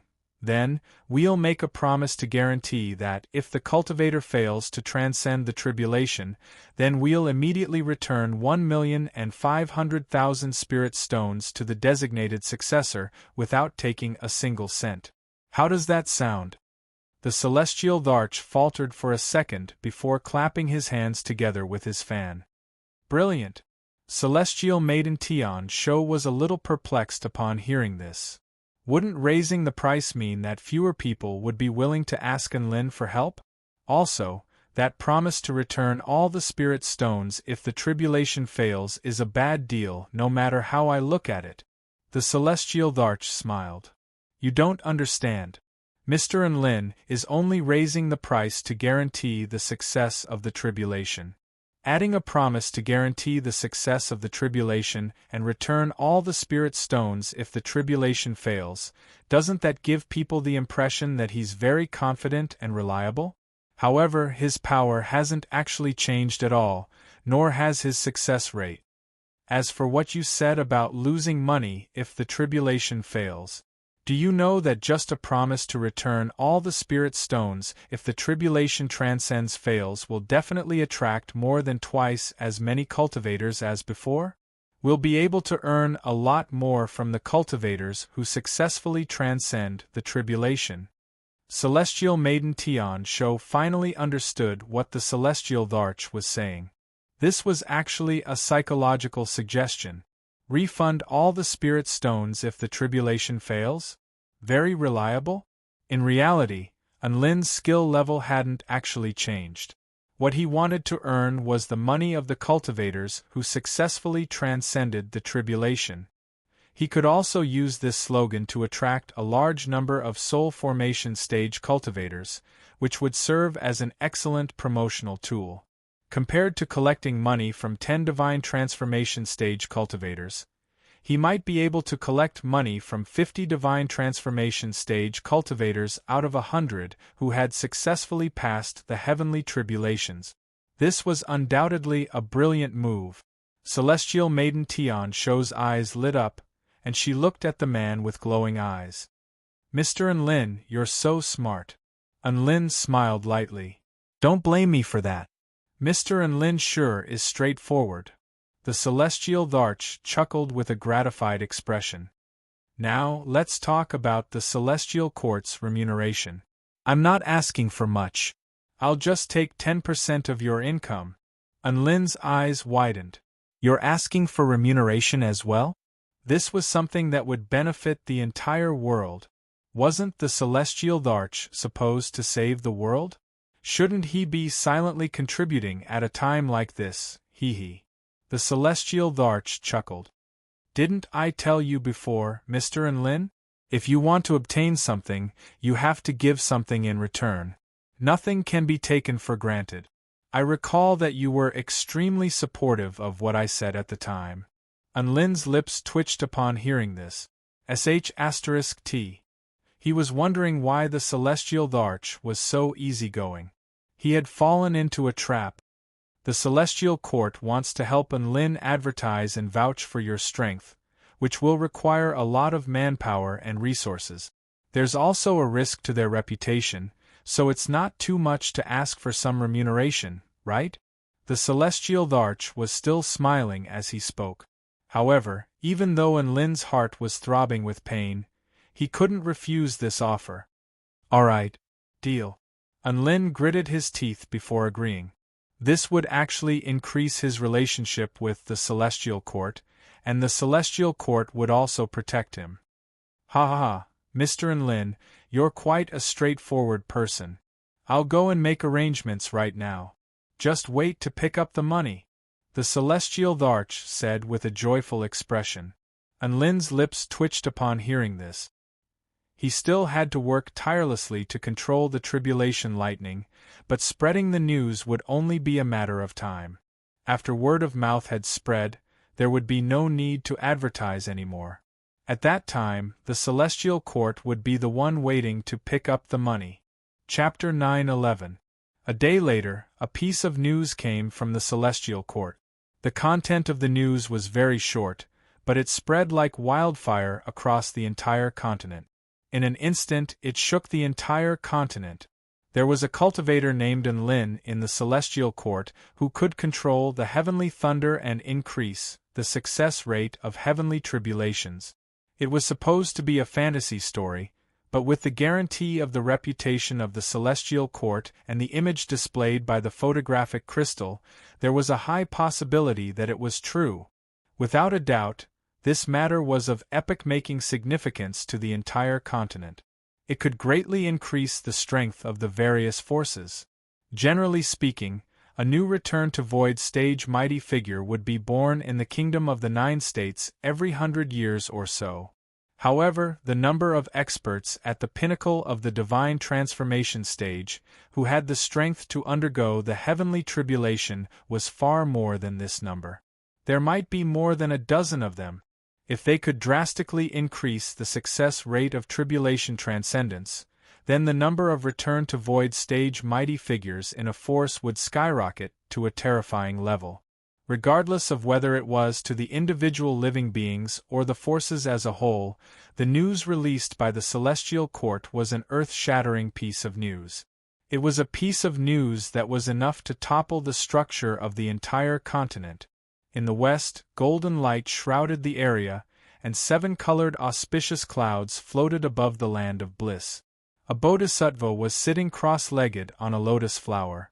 The divine light of wisdom had transformed into a pure golden white flame that enveloped his entire body. He was looking at the little Buddha in front of him with a smile. This bodhisattva was one of the 3 sages of the West, the Mahastamaprapta bodhisattva. He was as famous as Amitabha and Guanyin bodhisattva. He had reached great heights in the path of light and wisdom.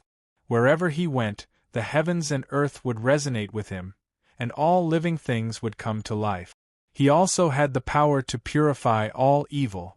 Qingji, you've already traveled all over the myriad Buddha mountain and obtained the sacred Bodhi heart. You can now break through to the return to void stage. Why don't you take this opportunity to meet an old friend? The great strength Bodhisattva's voice was clear and ethereal. The man in front of him put his palms together and bowed. I will obey Master's orders. Never in his wildest dreams would Qingji have imagined that Enlil, who had competed with him many years ago, would actually possess the power to influence the entire continent. Even he had to seek Enlil's help to make his own breakthroughs. Sigh, 1.5 million spirit stones, I'm going bankrupt, no. He had to borrow 1 million spirit stones from his master before he could raise enough money. It would be more accurate to say that he was deeply in debt. On the black moving continent, the dark wing race's base. Hey, have you heard? Enlil actually has the power to increase the success rate of passing tribulations. Gasp. As expected of someone that even the monarchs are extremely fearful of, he's too terrifying. I feel so sad and lost. Why do we have to be enemies with the humans? How nice it would be if they could develop amicably and peacefully. I've been stuck at the peak of the soul formation stage for more than 1,000 years because I'm afraid of death. I really want to ask Enlil for help, sob, sob, sob. This wasn't just happening in the Dark Wing tribe. The Dark Marshlands, the True Demon tribe, the Snow Maidens, the West Sea Monster tribe, and other hostile forces were all staring at the celestial court in the east with bloodshot eyes. They hated him so much. Why did such a monster appear in the celestial court? This was not fair, and it was not in line with cultivation. As for the non-hostile forces, they were naturally overjoyed. Many experts at the peak of the soul formation stage had already begun to borrow money from all over the place, preparing to head to the celestial court. Money could be slowly earned back, but life would be gone if it was gone. They definitely didn't want to give up on this opportunity to increase their chances of success in tribulation transcendence. Furthermore, if they failed their tribulation transcendence, all of the spirit stones would be returned to them, and they would be able to repay the money they had borrowed, so why not? It had to be said that Enlin's promise of a refund for failure of tribulation transcendence really moved all of the cultivators who were about to transcend their tribulations. Enlin's name once again rocked the entire continent. Many first-rate mighty figures couldn't help but turn their eyes toward the celestial court. The last time his name had rocked the entire continent was when he established the 4-9 Immortal sect as the sect leader. This time, it was even more exaggerated. In particular, many of the soul formation stage cultivators who were about to transcend their tribulations only wanted to yell, "Enlin, Daddy, Daddy. Take me with you." Enlin arrived at a vast Tao Plaza. The Tao Plaza was a circular, floating stone altar surrounded by a blue sky and white clouds. This was the Tao Plaza for the immortals of the Celestial Court, the heaven-defying Tao Plaza. The materials used to construct the heaven-defying Tao Plaza were extremely sturdy and could withstand the might of golden void lightning without breaking. As such, the Celestial Court had set this place as the location for all living beings on the continent to transcend their tribulations. Enlin's money-making plan had already been decided. In this year, there would be at least 10 cultivators at the pinnacle of the soul formation stage who could transcend their tribulations, right? There were also many cultivators who had been holding back their cultivation bases, and they definitely couldn't hold back anymore. In that case, there would definitely be even more. A conservative estimate would be around 60 to 70, right? Discounting some enemies who were unwilling to part with the money, as well as those who were too proud to help, there should be around 30 to 40 of them? 1,500,000 spirit stones for each cultivator was definitely a huge fortune. Of course, there were also hidden riches, such as fame, as well as the good karma he had formed with a few dozen new return-to-void stage mighty figures. In any case, this was a very profitable business. Enlin leisurely waited for the fated person at the heaven-defying Tao Plaza, and he would go to the restaurant to make some money in the evening. The next day, 2 cultivators from the Kingdom of the 9 States arrived at the heaven-defying Tao Plaza. One was an expert from the Dark Wind Imperial family of the Wind Plains State, and the other was a rogue cultivator. They greeted Enlin warmly and then sat down at the side. They didn't say anything about the tribulation, obviously waiting for something. Enlin knew that they were waiting for the first person to ask him for help. After all, there were some things that could not be confirmed without personally witnessing it. Who would be the first warrior? Enlin was in no hurry. Someone would do it sooner or later. Soon, powerful beings at the soul formation pinnacle stage arrived from the Garden of Eden, the Hall of Creation, the Dragon Court of the Eastern Seas, the North Tsang Mountain Realm, and the Spirit Lake Realm. In the Spirit Lake Realm's snake spirit race, there was also a snake woman with a pure appearance and an extremely alluring figure. She asked in a small voice if she could pay with her body because she didn't have enough money. Enlin naturally refused with righteous words. He was not interested in this kind of transaction at all. He only wanted to get rich. That's right, he was a righteous gentleman. 5 days later, there were already over 20 cultivators at the soul formation pinnacle stage gathered at the heaven-defying Tao Plaza. However, all of them were extremely cowardly and didn't want to be the first to go up. Oh right, there were also over 100 family members and friends. They all stood in the distance and looked at the tribulation transcenders with worried expressions. Enlin was a little exasperated. Was tribulation transcendence really that scary? Amitba, benefactor Enlin, long time no see. At this moment, a monk with delicate features arrived on a cloud. Enlin was elated. Long time no see, fellow Taoist Qingji. I didn't think that your cultivation base would progress so quickly. I just had some miraculous encounters. Qingji put his palms together, and his tone became even more calm and ethereal. What kind of miraculous encounter? Enlin was a little curious. Qingji's cultivation base had progressed from half-step soul formation pinnacle stage to half-step soul formation pinnacle stage in 2 years. This was probably the fastest speed among all the prodigies during the Tao Exchange Conference of the Four Powers. Of course, this was excluding Enlin first. Qingji closed his eyes and bowed slightly. The Buddha says, I cannot say. Enlin's face convulsed slightly. The Buddha says you can't say it, so you won't say it? Are you really that obedient? Qingji. What did this have to do with being obedient? Before Qingji had a chance to speak, Enlin continued, Are you also here to transcend your tribulation, fellow Taoist Qingji? Qingji recovered and nodded. That's right.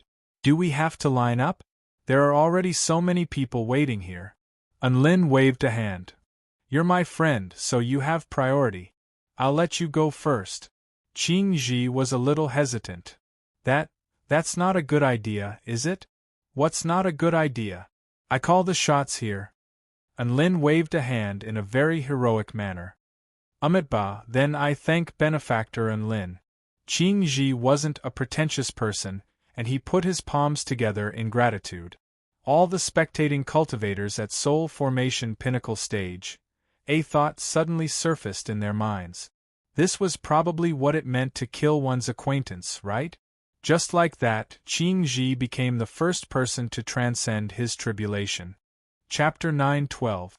The 26 powerful beings at the soul formation pinnacle stage were all looking at Qingji with a hint of respect in their eyes, as if they were looking at a brave warrior who was about to be executed. Benefactor Enlin, why do I feel like everyone else is looking at me strangely? Qingji looked around with a confused expression. Perhaps they're jealous, Enlin replied in an honest manner. My apologies, my apologies. Qingji was a little embarrassed. Soon, Qingji sat down at the center of the heaven-defying Tao Plaza. Vital energy instantly surged for over 50 kilometers as soon as he sat down. Enlin clicked his tongue in wonder. Just how long had he been holding it in? It broke through as soon as he sat down. Dark clouds began to gather in the sky as golden void lightning began to gather. Boom! A bolt of golden lightning fell from the sky, striking Qingji's bald head and sending a golden shockwave crashing into it. Qingji sat cross-legged on the ground with his palms pressed together. A layer of golden Buddhist light enshrouded his body, giving him an indestructible body that allowed him to withstand the first bolt of lightning unscathed. All of the powerful beings below the platform let loose cries of surprise. What powerful defensive prowess! Enlin's eyes narrowed. The more powerful the tribulation transcendence, the more fearsome the tribulation lightning would be. This was why so many exceptional prodigies perished during their tribulation transcendence. As one bolt of powerful golden void lightning after another fell, Qingji's golden Buddhist light barrier finally showed signs of cracking. When the 78th bolt of divine lightning fell, Qingji's golden Buddhist light barrier had already been broken. When the 79th bolt of divine lightning fell, Qingji's bald head was charred black. All of the soul formation stage powerful beings stared at Qingji with nervous expressions.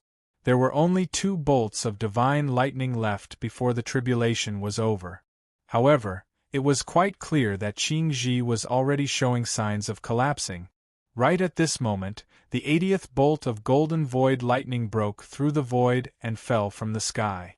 The golden divine lightning was like a divine sword, tearing through the void and slowly descending, dyeing heaven and earth a pure golden color. Wait, something doesn't seem right.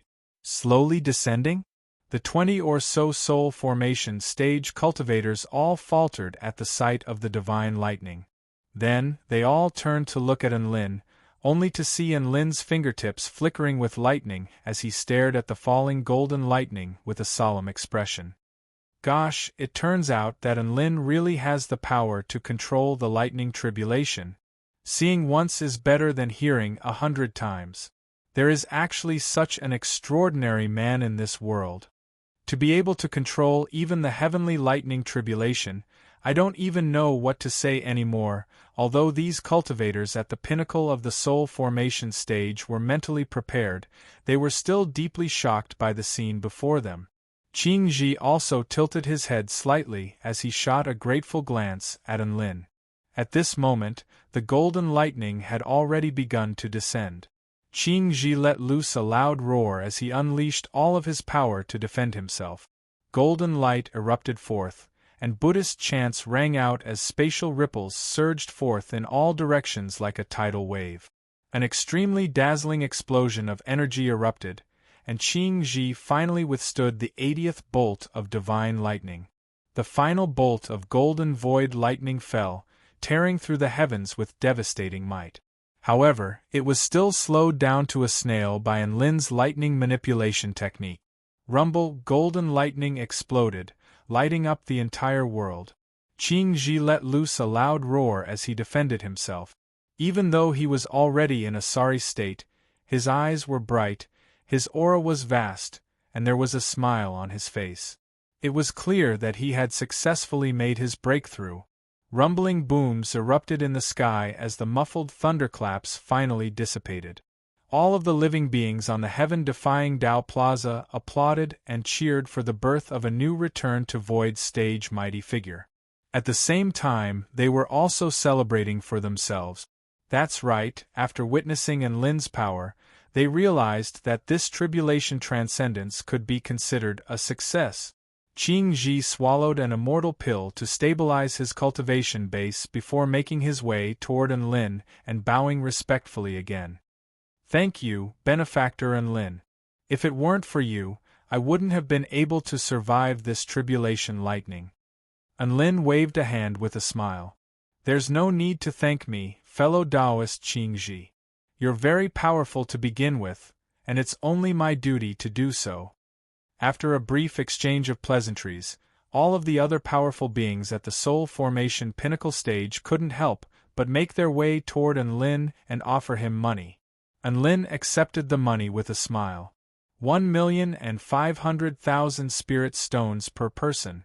Over 10,000 meters away, atop a certain cloud. The celestial Dharch looked on with a gratified expression. Mr. Enlin really didn't disappoint me. This lightning manipulation technique is extremely compatible with the great Tao of heaven and earth. Only supremely talented prodigies and extraordinary cultivators can possess this technique. Celestial Maiden Tian Shou was still in a daze, and she stared at the white-robed man in the distance as if she was trying to see through him. In Tian Shou's eyes, it was simply unimaginable that the paramount divine lightning could be controlled by a cultivator. Enlin rested for a while before helping another powerful being at the soul formation pinnacle stage transcend their tribulation. There weren't any standards. In any case, whoever he liked would go first. Thus, the beautiful and sexy snake woman successfully transcended her tribulation. She didn't forget to give Enlin a big hug after successfully transcending her tribulation. Hugs from people with great figures were also very pleasing to the touch. Just as she was about to give Enlin another loving kiss, Enlin slapped her hand away. Humph! You want to seduce me, a handsome man with a boundless future ahead of him? Forget about it. Enlin scolded mercilessly. He knew that the snake woman's love for him wasn't pure. The snake woman was only interested in his peerless strength, peerless aptitude, the potential to become a super tycoon in the cultivation world, and his undeniably good-looking body. In any case, she didn't love his soul, so he decisively rejected her. Outstanding people always had a lot to worry about. He rested for a while, mainly to let Ankiran rest. After all, Ankiran's arm would also be sore if he had to point his finger at the sky. An hour later, Enlin finally began helping the third soul formation stage powerful being transcend their tribulation. The third powerful being at the soul formation pinnacle stage was a tree spirit from the Hall of Creation. Unfortunately, this tree spirit was far too weak. Even though Enlin had used his lightning manipulation technique to slow it down, it was still blasted to death by the 79th bolt of golden void lightning. The family members that came with it were crying like a tree of tears. They were extremely sad. Enlin was also extremely sad, and he silently handed over the 1.5 million spirit stones in his pocket to the family members. He had no choice. He had made a promise, so he had to fulfill it. The family members who received the spirit stones were a little less sad, and they only wiped away their tears without blaming Enlin for anything. They weren't idiots to that extent. The tree spirit was clearly too weak, so why would they make things difficult for someone who was helping it transcend its tribulation? After that, the tribulation transcendence continued. In the end, 3 days later, a total of 27 powerful beings at the soul formation pinnacle stage, including Qingji, had successfully transcended their tribulations, and 12 of them had become new return to void stage mighty figures. One had to realize that in the past, it would already be quite fortunate if only 2 of the 27 powerful beings at the soul formation pinnacle stage had successfully transcended their tribulations. However, Enlin's assistance had increased the probability by 6 times. Even the celestial Dharch was moved by this. The world is finally changing, the celestial Dharch murmured to himself. The 12 new return to void stage mighty figures were all extremely grateful toward Enlin, and some of them were even referring to him as brothers. These were all his connections, and Enlin was very happy to be friends with them. Soon, the news that 12 of the 27 powerful beings at the soul formation pinnacle stage had successfully transcended their tribulations with Enlin's assistance swept through the entire continent like a hurricane. The entire continent was in an uproar once again. In the past, there had been no direct data to demonstrate Enlin's power, so some powerful beings were able to remain calm and collected. But now, his terrifyingly high tribulation transcendence success rate drove all of the soul formation stage mighty figures into a frenzy of reverence, yearning, fanaticism. It was undoubtedly the case that Enlin's lightning manipulation abilities were beyond doubt. Countless cultivators remembered this man, and some of them had even been saving up money since they were at the spirit nurturing stage so that they could ask Enlin to help them once they reached the soul formation pinnacle stage. There was a very good chance that they would survive, so who the F***ck wanted to die? At the same time, Enlin also received a new title. This was a title that was acknowledged by all powerful beings on the entire continent, the Lord of Transcendence. That's right, this was the mighty figure who brought hope to countless powerful beings at the soul formation pinnacle stage. The Lord of Transcendence, Enlin. Chapter 9:13. Enlin faltered slightly upon learning of his new title. He didn't think that he would have such a proper title. Lord of Transcendence? That sounded like a very benevolent title. However, he didn't pay much attention to it. After all, he had many other titles. It didn't matter if he had one more or one less. To outsiders, he was still going to refer to himself as Enlin, Sword Immortal. Titles really didn't matter to him. He stroked his storage ring and smiled contentedly.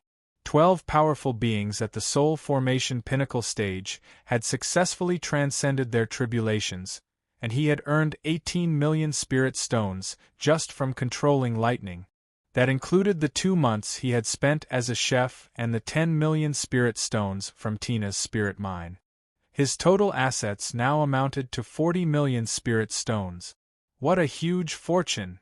Enlin looked up into the sky and sighed with emotion. He was probably the most wealthy person on the entire continent to have made so much money in such a short time. The rate of earning money from now on wasn't as monstrous anymore. After all, he had already expended all of his potential to help the powerful beings at the soul formation pinnacle stage transcend their tribulations. There were only so many powerful beings on the entire continent who had yet to transcend their tribulations, and it just so happened that they were at the soul formation pinnacle stage. As for cooking, it was also stable at around 200,000 spirit stones a day. At this rate, it wouldn't be a dream for him to collect 100 million spirit stones in 10 months. The following days became a very leisurely affair. Enlin's status in the university was extremely high, and he was quite a renowned figure even across the entire continent, let alone the kingdom of the Nine States. All of the students and teachers heard about Enlin from time to time, especially the most recent ones. A few days later, another female cultivator at the soul formation pinnacle stage arrived. Her Dao title was Kong Zuexiang, and her features were as beautiful as a painting. Her skin was as fair as snow, and her silky hair hung down to her slender waist. She held onto Enlin's hand tightly and confessed that she didn't have much confidence in her tribulation transcendence, and she begged Enlin to help her transcend her tribulation. Enlin patted his chest and promised that his title as the Lord of Transcendence was not just for show. "Mr. Enlin, I believe in you, and I'll definitely do my best." There was a hint of determination in Kong Zuexiang's eyes, and her face was a little pale, making her appear quite feeble. "Don't worry, fellow Taoist Kong Zuexiang. Leave everything to me," Enlin said confidently. The female cultivator was then blasted to death by the golden void lightning. She didn't even survive 70 bolts of golden void lightning before perishing, breaking Enlin's record for the lowest tribulation transcendence record. Enlin looked at the charred woman in front of him and fell into a long silence. He suddenly felt that the 1.5 million spirit stones in his storage ring were a bit scalding. Prior to her tribulation transcendence, Kong Zuexiang had told Enlin with a smile that she had sold all of her belongings to gather the spirit stones, so she had nowhere else to go. She was just an itinerant cultivator with no family or friends. She was all alone on the long path of seeking Tao. However, this journey had finally come to an end. In the end, she perished under the tribulation lightning and left no trace in this world. "Enlin, I don't know who I'm going to give these spirit stones to, so I'll give them all to you. Thank you for risking your life for me in the final moments of my life. I'm too disappointing." Kong Zuexiang looked at Enlin with a smile as blood trickled down the corners of her lips. The golden void lightning fell very slowly, but her consciousness was quickly crumbling, and her Tao foundation was also completely shattered. Enlin had unleashed all of his power, including the origin energy of the netherworld, but he was still unable to help her transcend her tribulation lightning. Failing a tribulation transcendence was a very normal thing to do. However, Kong Zuexiang's eyes were too lonely, as if she had drifted away from this world. It was as if she knew that she was most likely going to die, but she still chose to transcend her tribulation without any hesitation. Her eyes were filled with stubbornness and flames that refused to extinguish even until the very last moment. She worked very hard, but reality was very cruel, and she could only leave this world with extreme regret. Enlin silently picked up Kong Zuexiang's body and descended to the ground. He found a beautiful mountain to bury her before picking up a bouquet of flowers and placing it in front of the grave. She had failed her tribulation transcendence and couldn't even find someone to bury her. This had broken Enlin's record, so he could only add a free after-sales service. The wind blew past the mountain, carrying with it white flower petals and a fragrant scent. The environment was very pleasant, with birds chirping and birds chirping. It was beautiful, but also a little lonely. Enlin looked at the tombstone with his Tao name engraved on it and closed his eyes. He took a deep breath and said in a soft voice, "Rest in peace, Miss Kong Zuexiang." He bowed again as he spoke before rising into the air and returning to the celestial court. Enlin silently refined a pink storage ring. Kong Zuexiang had told him that all the money was in the storage ring. Sure enough, 150 vital stones were neatly arranged within the storage ring, all of which exuded powerful energy fluctuations. Why are there 2 books? He raised an eyebrow and pulled out a book with the words, "Sky Tempering True Technique," written on its cover. Enlin flipped through it curiously and confirmed that this was a cultivation method invented by Kong Zuexiang.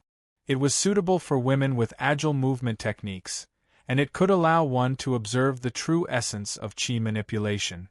It was a good cultivation method for the 4-9 immortal sect. You can still leave some traces in this world. Perhaps your cultivation method will be promoted by the 4-9 Immortal sect. You'll be considered a founding father then. Unlin smiled as he stowed the cultivation method away. He pulled out another book. The cover was a faint yellow color with no words on it, making it appear quite plain and simple. Unlin thought to himself, it's so low-key, could it be that it's an extremely profound mystic technique? He flipped to the first page and was immediately dumbstruck. Tai Chu Heaven Sealing Era 8581, 5th month, 20th day. I've finally broken through to the spirit nurturing stage. I'm so happy. From now on, I'll record everything in my life. Tai Chu Heaven Sealing Era 8581, 5th month, 21st day. Cultivating diligently on the West Crane Mountain. Tai Chu Calendar, Heaven Sealing Era 8581, 5th month, 22nd day. Today, he was diligently cultivating at West Crane Mountain. Tai Chu Calendar, Heaven Sealing Era 8582, March 6. Today, he was diligently cultivating at West Crane Mountain. It seems like I've missed many days of diary entries. I've been too engrossed in cultivation. I even missed my birthday. February 1st is my birthday. I wish myself a happy 30th birthday. He said that he would record every bit of cultivation, and he would never forget it again. Tai Chu Calendar, Heaven Sealing Era 8582, March 7th. Today, he was diligently cultivating at West Crane Mountain. 10,000 words have been omitted above. Tai Chu Epic Year 8583, 6th month, 8th day. He had successfully broken through to the spirit-nurturing intermediate stage. He felt like his aptitude was quite good, so he decided to go for a walk. The salt and pepper roast duck in Dragon Gate City was delicious, and the osmanthus cake in West Street was not bad either. On the 9th day of the 6th month in the 8583 year of the Grand Beginning Era, 2 blind male cultivators plotted against me and tried to rob me. They were killed by me. Sure enough, people without IQ were everywhere. To me, this world is always cruel. I have no family, I have been betrayed by my friends, and even my master is unwilling to take me in. However, that doesn't matter. The only thing I can do now is to continue cultivating until I get my revenge. Then, this world will have no meaning to me. Unlin looked at the diary entries in the book. The contents were dull and uninteresting, and they were all very boring cultivation matters. It was not a fortuitous encounter type of cultivation. Instead, it was a cultivation method of meditation. However, for some reason, Unlin's interest was piqued. Perhaps he was attracted by the word revenge? This was like a trap that attracted Unlin, making him want to dig out the truth behind it.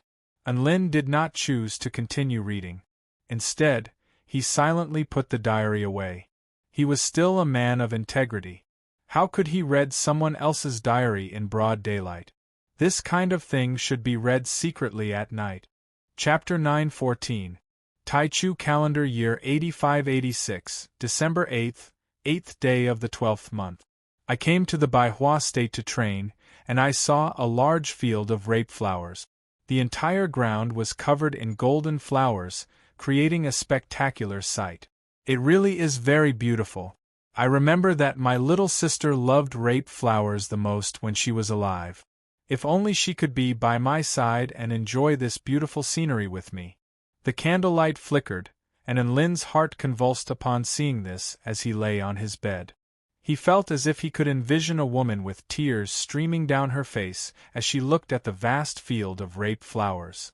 After reading so many diary entries, Unlin knew how Kong Zuexiang's little sister had died.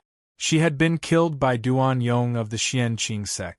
Duan Yong was a core disciple of a righteous sect, and he had killed Kong Zuexiang's uncle and her entire family when he left the sect to carry out a mission.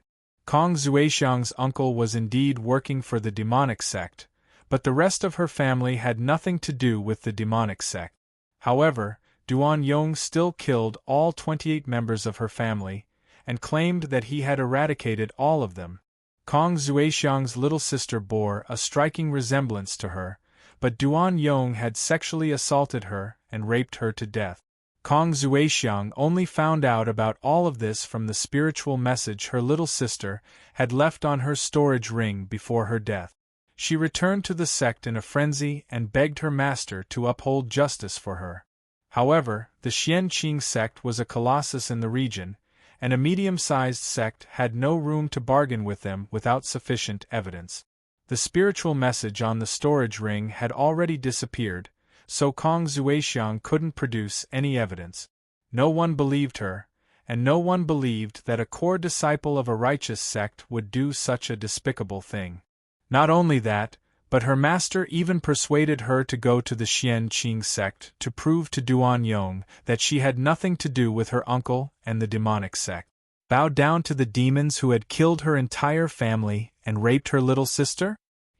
At that moment, Kong Zuexiang completely despaired of this world. No one was willing to believe her, and no one chose to help her. Even though Duan Yong had committed such a heinous crime, he was still living a carefree life, and no one dared to punish him. Kong Zuexiang gave up on her sect and left on her own. She didn't lose her mind and rushed to the Xianqing sect to fight to the death. She was very calm. She knew that she would only be humiliating herself if she went. So, she chose to endure silently and rely on herself to cultivate diligently.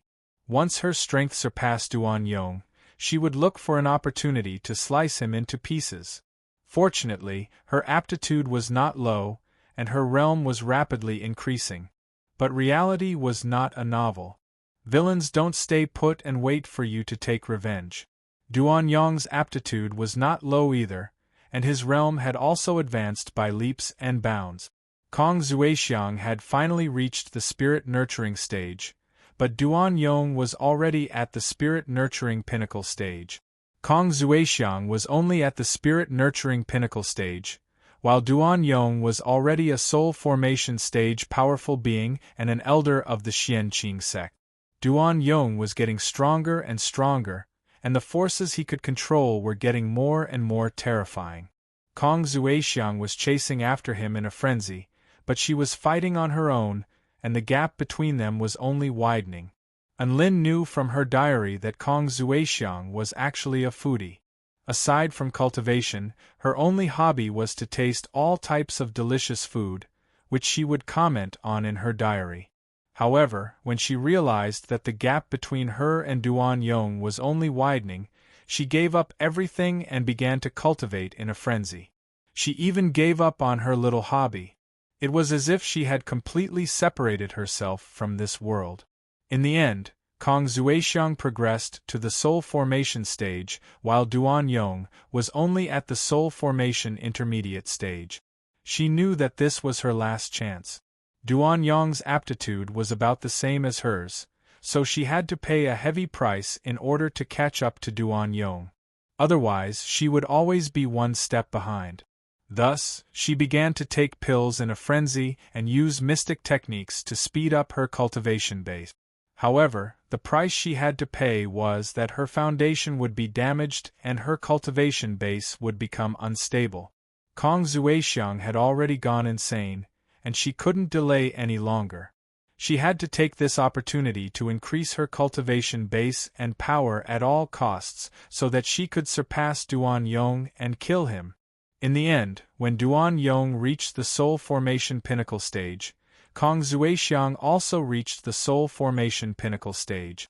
On the plateau at the border of the Baihua state, Kong Zuexiang found an opportunity to ambush Duan Yong. She had thought that she would at least be able to take Duan Yong down with her. However, she had underestimated Duan Yong, who had countless trump cards up his sleeves. At the time, Duan Yong had admitted to his crimes with an arrogant smile after learning of Kong Zuexiang's identity. "That's right, I killed your entire family. Your little sister really is a stunner. I can't forget her scent even now. I really regret killing her. I should have kept her captive so that I could continue to enjoy her. What can you do to me? I'm an elder of the Xianqing sect, a renowned sect. You have no proof. So who would believe the words of an itinerant cultivator like you? Ha ha! Heaven has eyes, you look even better than your sister. Since you took the initiative to send yourself to me, I won't hold back then. Kong Zuexiang was completely enraged, and she gave up everything to fight Duan Yong with all her might, but she was still no match for him. She began to flee in defeat. The disparity in power between the two of them wasn't very large, so Duan Yong was unable to catch up to her. That day, she had written this diary entry with tears of blood in her eyes. Lin flipped through the yellowed pages, which were wrinkled from her tears, and there were even a few drops of blood at the end of the page. Kong Zuexiang wasn't going to give up until she had exacted her revenge. She was planning to continue accumulating power for another round of assassination. However, another piece of news soon arrived. Duan Yong had broken through to the Return to Void stage and was about to become the sect leader of the Xianqing sect. Due to his breakthrough, the Xianqing sect had become one of the most powerful sects in the Baihua state. Kong Zuexiang was in despair upon hearing this news. Why was it that I was still unable to kill that evil man even after working so hard and risking my life? Why couldn't the heavens give me a chance? Both of us are still at the soul formation pinnacle stage, so I still have a chance to kill Duan Yong. However, the disparity between the soul formation stage and the return to void stage was like a chasm, so how was I supposed to defeat him? With my current body, I would most likely perish if I tried to transcend my tribulation to the return to void stage. So be it. If this is the will of the heavens, then I'm going to the Xianqing sect to die on the day of the sect leader handover. Taichu Epoch 10576, 5th month, 8th day. I heard that there's an extraordinary man in the celestial court by the name of Lin who possesses the power to drastically increase the success rate of tribulation transcendence. Has the heavens finally opened their eyes? This is my only hope. He might be able to help me. It's just that I don't have enough spirit stones, and I don't have any friends I can borrow money from. Drunken Dream Sword, who has accompanied me for many years, I'm sorry. Please forgive me for my stubbornness and leave me for a while. Taichu Epoch 10576, 5th month, 12th month. I'm going to see Lin today. Come to think of it, all of his legendary feats are quite astonishing. He's so young, yet he's already unfathomably powerful. If only I had his aptitude. Such an extraordinary man must have a way for me to successfully transcend my tribulation, right? I haven't interacted with anyone in a long time. I hope he won't turn his back on me, a woman who's not very sociable. I hope everything goes smoothly. Wish me luck. The diary ended here. What followed was an empty page. Lin closed the diary, and the image of a delicate and beautiful woman appeared in his mind. He recalled how she had grabbed onto Lin's hand tightly with her slender hands and told him that she didn't have any confidence in her tribulation transcendence, and that she hoped Lin would be able to help her. The memory of that innocent girl who didn't really know how to speak was still fresh in his mind. Lin could still remember what she had said to him as blood trickled down the corners of her lips. Lin, I don't know who to give these spirit stones to, so I'll give them all to you. Thank you for risking your life for me in the final moments of my life. It's all my fault. Kong Zuexiang had died, but the stubbornness and flames in her eyes had been engraved into Lin's heart. Heh! What a silly girl! The candlelight was still flickering, and Lin was getting a little tired, so he slowly closed his eyes. Outside the dorm room, the sky was filled with stars, and the moonlight was like water. Everything was so tranquil, as if it were a silent world. A man's voice sounded faintly. Kong Zuexiang, who says no one believes you? The diary you wrote is your proof. I believe you. Chapter 9:15. On the West Dragon Mountain of the Baihua State, people came and went, creating a lively and joyous atmosphere. On this day, the first-rate sect of the Baihua State, the Xianqing sect, was about to hold a sect leader handover ceremony. An exceptional prodigy of the Baihua State was about to assume the position of sect leader under the watchful eyes of countless onlookers. Countless dignitaries and sect higher-ups traveled to the West Dragon Mountain to congratulate this rising star of the Kingdom of the Nine State. The new sect leader, Duan Yong, stood at the center of the ceremony in a prim and proper manner. His eyes were glowing with vigor and vitality, and his aura was boundless and powerful.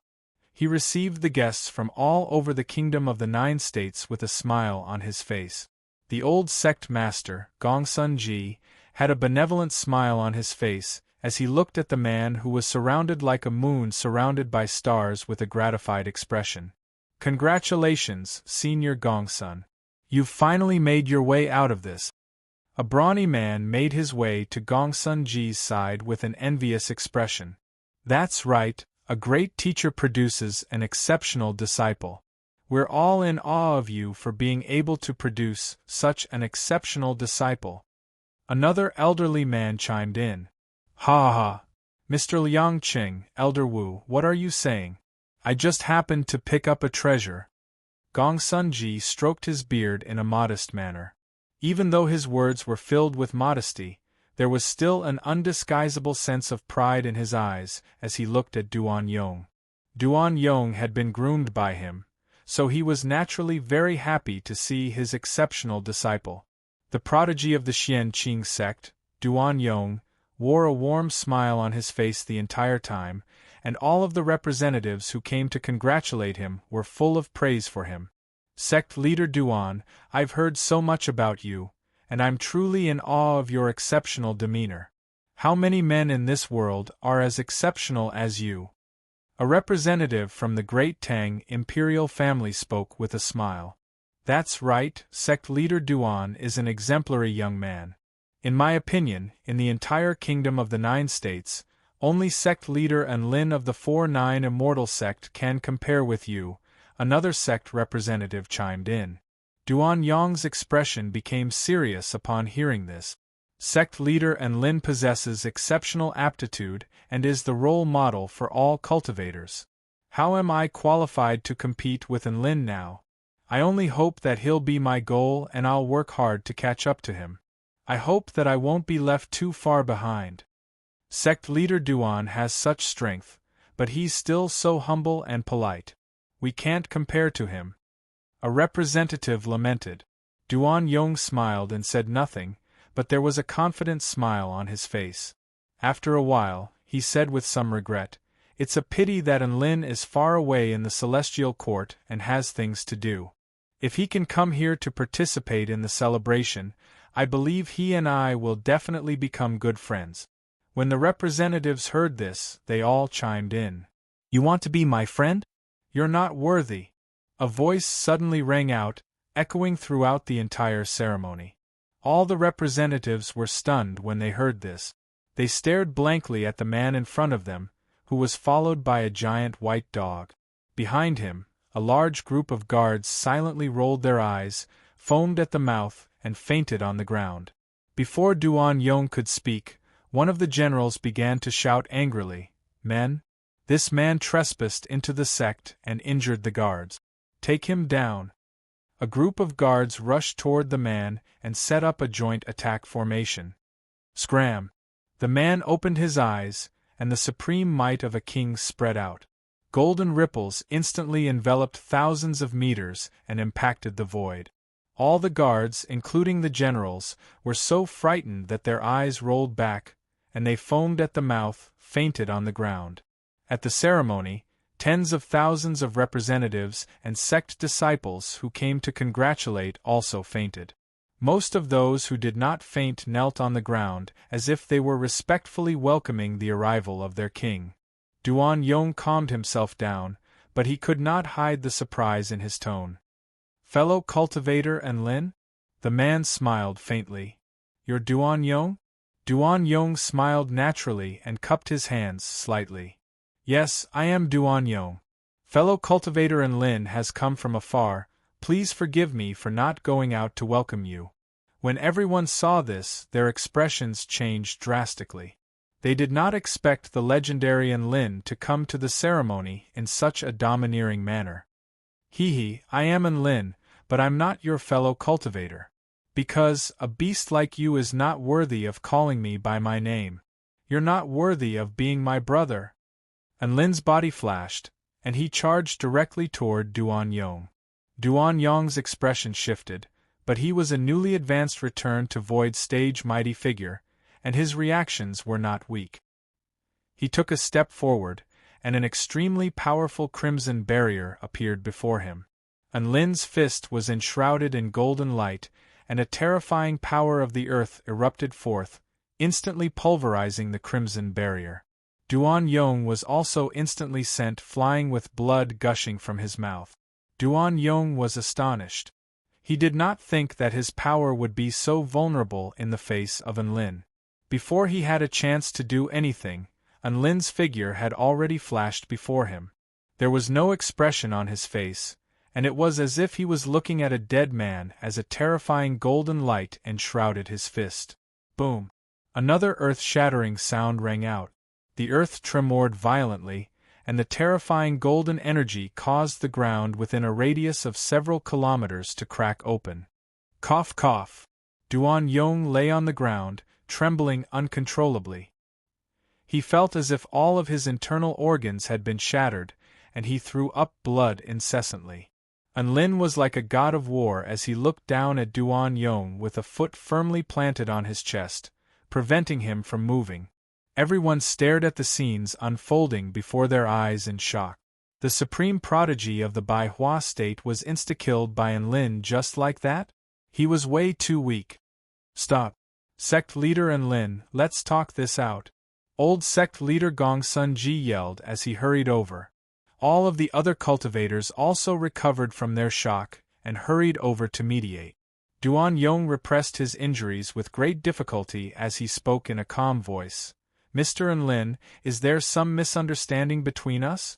This is the first time we've met, and there's no vendetta between us. Enlin waved a hand, and Dabai immediately took out a photographic crystal to record. Taichu Era 8578, May 11th. What did you do? Enlin asked in an indifferent voice. Duan Yong's expression shifted slightly upon hearing this. That day had indeed left a deep impression on him. Why would Enlin mention that day? Did he know something about it? Could it be before Duan Yong could say anything, Gong Sun Ji spoke with a calm expression? I have some recollection of that. During that period of time, my disciple went to eradicate the evil cultivators of the Red Lotus demonic sect for the sake of the peace of the Bai Hua state. Then do you know that he killed an innocent family of 28 people just because an outer sect member of the demonic sect committed a crime? He also raped a female cultivator named Kong Zueli to death? Enlin asked in a slow voice. Everyone erupted into an uproar upon hearing this. Duan Yong yelled, "You're lying. Enlin, do you have any proof? What you're saying is groundless, it's slander. I can swear that I definitely didn't do what you're saying that day." Enlin pulled out the vermilion bird mirror from his pocket. Vermilion bird mirror, is Duan Yong telling the truth? Not a single word is true, the vermilion bird mirror replied in a concise manner. Enlin raised his head and looked around at all the cultivators present before speaking in a clear voice. Did you hear that? I'm here to seek justice for those 20 or so lives. I'm going to show you what kind of beast this sanctimonious man is. Many of the cultivators turned to Duan Yong with different expressions upon hearing this. In contrast, Duan Yong's expression was filled with grief and indignation. Mr. Enlin, I have no vendetta against you, so why are you trying to harm me? This mirror clearly belongs to you, so it'll say whatever you want it to say. That's right. Our Xian Qing sect is a righteous sect. Duan Yong has spent his entire life slaying demons and defending the righteous path, so how could he possibly do something like this? Gong Sun Ji also defended himself in a loud voice. Enlin put away the vermilion bird mirror. The vermilion bird mirror is a vermilion bird origin treasure with its own will. It doesn't have a habit of lying, so you can verify this with the vermilion bird sect. Besides, Enlin's eyes narrowed as he looked down at Duan Yong with a cold smile. What kind of bullsh*t righteous sect is this? Even their sect leader is scum, so how can he call himself a righteous sect? I'm not here to debate. I'm here to tell you the truth before sending that piece of sh*t to hell. A black sword projection flashed as blood splattered through the air. A blood-curdling wail erupted as Duan Yong's limbs were all severed by Enlin. That's all. Chapter 9:16. His limbs flew into the sky as blood rained down from the sky. Countless onlookers stared blankly at this scene, as if they had just witnessed something unbelievable. How dare you do this? Let go of my disciple! Gongsun Ji was the first to react, and he roared as he pounced toward Enlin. Enlin's left fist was enshrouded in a golden light, and a golden lotus flashed on his forehead as he activated his Earth Lotus Supreme skill to its fullest extent. Just one punch was enough to severely wound Gongsun Ji, who was at the soul formation pinnacle stage. Duan Yong, if you can admit to what happened all those years ago, I might be able to spare your life. Enlin looked down at the man beneath his feet with a cold expression. A wry smile appeared on Duan Yong's face. How can I admit to something I've never done? Enlin spoke in an indifferent voice, and a black shadow flashed past with a terrifying sharpness. Duan Yong let loose another blood-curdling cry as his dick flew into the sky. Gasp! All of the onlookers felt a chill run down their spines, and some of the female cultivators even averted their gazes. This sword strike is for Kong Zueli. Enlin's voice was calm and emotionless. Duan Yong's entire body trembled with pain, and his face was deathly pale as blood slowly flowed from his crotch. Enlin unleashed another sword strike, and a white light transformed into a peerlessly sharp sword intent that sliced through all of the man's meridians. Ah! Duan Yong let loose another blood-curdling cry. Boom! Heaven and earth suddenly tremored violently. A massive spell formation rose into the air, from which an extremely powerful might erupted. Enlin, you're the sect leader of the 4-9 Immortal sect. How dare you try to kill our new sect leader without any evidence? You've incurred the wrath of both men and gods. I'm going to demand an explanation from you today. Old sect leader Gongsun Ji roared as he activated the sect protection formation. My myriad sword sun suppression formation was created by perfected True Yang. It can boom. A red nail left a crimson trajectory in the air before striking a certain spot. The formation didn't even get a chance to unleash an attack before it instantly crumbled into nothingness. Gongsun Ji. Enlin didn't even raise his head. Instead, he used more and more force to press down on Duan Yong's chest. The sound of bones cracking could be heard. The next step is to destroy your Dao root. That way, you will never be able to cultivate again. With the sect-protecting Grand Formation destroyed in an instant, they had lost everything they could count on. This time, fear finally appeared on Duan Yong's face. Seeing this, Enlin suddenly smiled and said, "If you want to live, there's still a chance." What chance? Duan Yong was really scared, and he asked while clenching his teeth. "As long as you admit to what you did and tell us who knew about this, then kneel before the graves of Kong Zuexiang and her entire family in repentance. I swear on my name as the sect leader of the 4-9 Immortal sect that I'll let bygones be bygones." Enlin spoke. Duan Yong shuddered. Kong Zuexiang was dead? So it was Kong Zuexiang's matter that had attracted Enlin?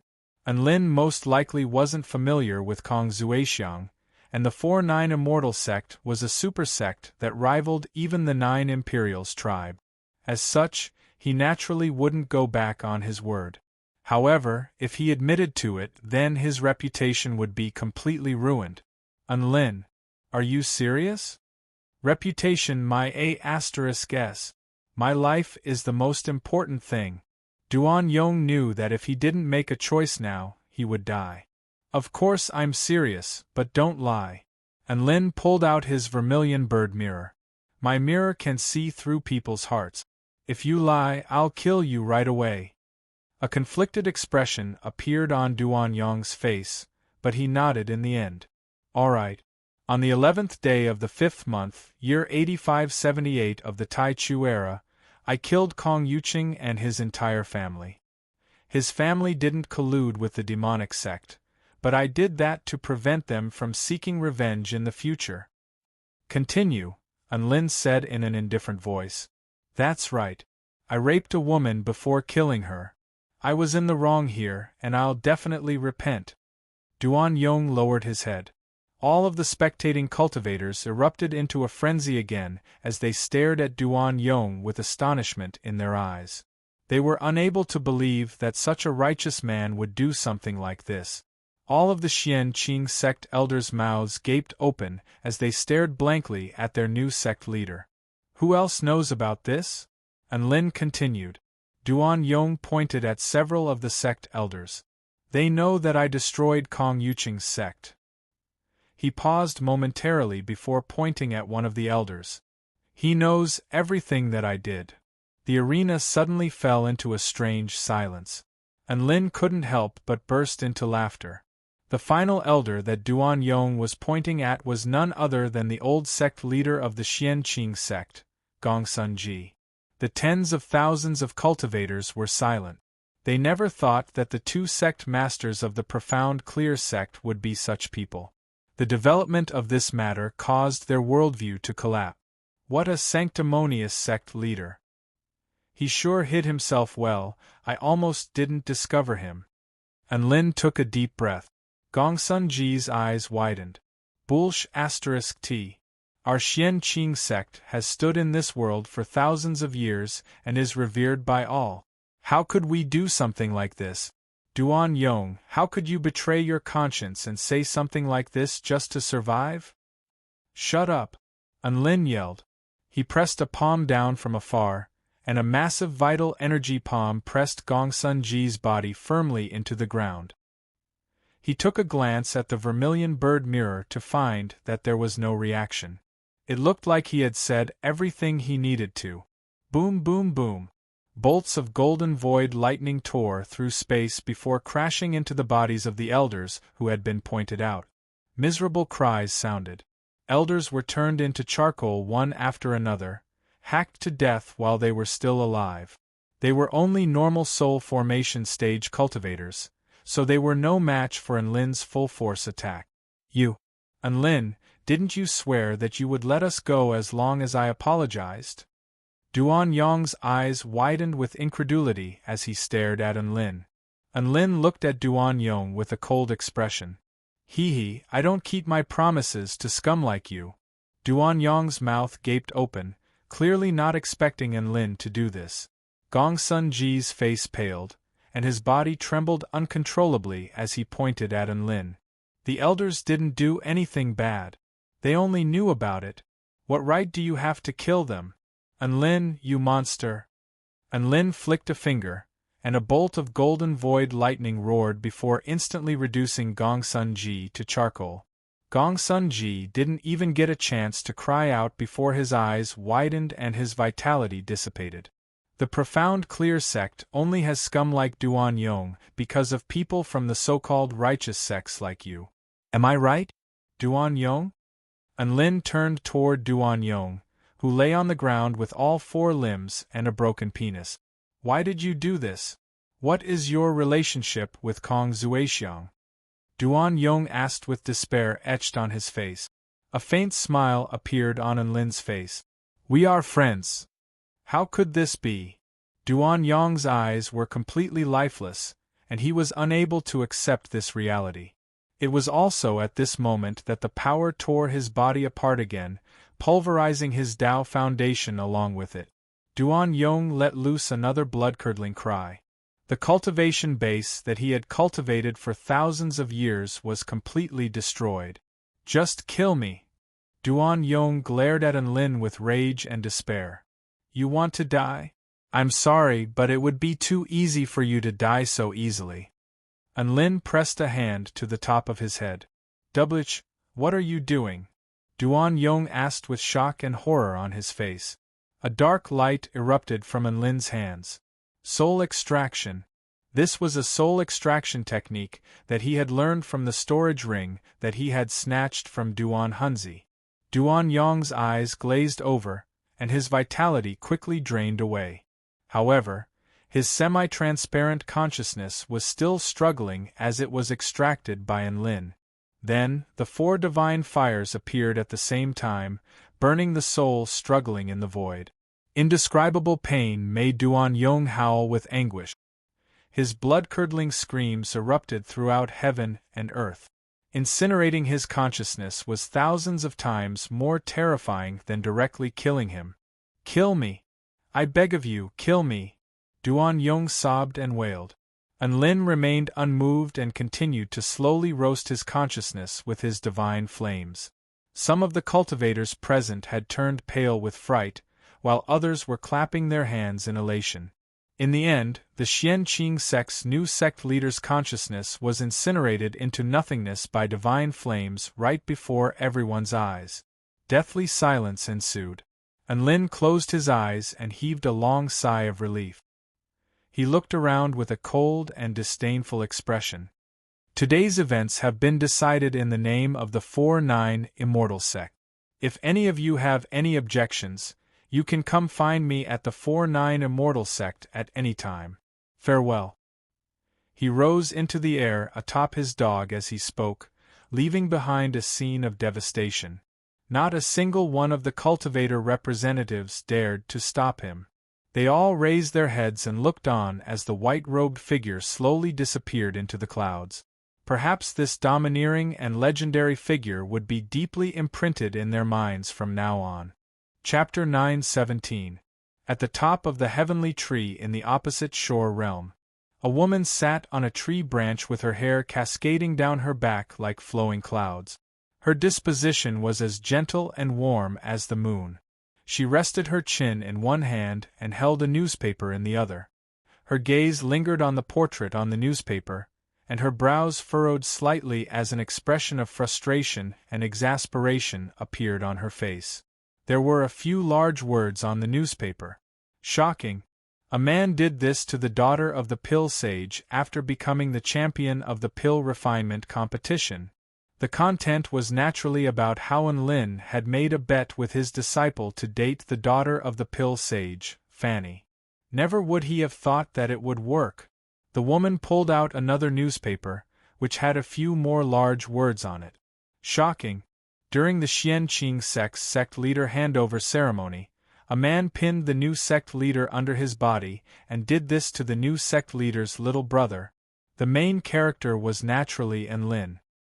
He had raised the Xianqing sect to the ground on his own, and this was quite a popular piece of gossip on the continent. Moonlit night. Moonlit night, you're so stupid. Forget about forcing Enlin to use his mystic technique. You probably won't even be able to do anything to Enlin before he self-detonated. The woman's clear voice floated in the air, and there was a hint of bitterness and self-pity in her tone. The Xianqing sect incident in the Baihua state created a massive stir across the entire kingdom of the Nine State. Even though some people were quite critical of Enlin's domineering actions, most of the discussion was centered around the two sect leaders. Never would anyone have thought that a sect that was quite renowned throughout the kingdom of the Nine States would do something so despicable. Both of the sect leaders had become Oscar-winning actors. The younger sect leader was a gentleman on the surface, but the older sect leader allowed the younger sect leader to do as he pleased. If it weren't for the fact that Enlin had forced his way into the sect, this incident would probably still be buried in the dark. As the incident spread, more and more things were exposed.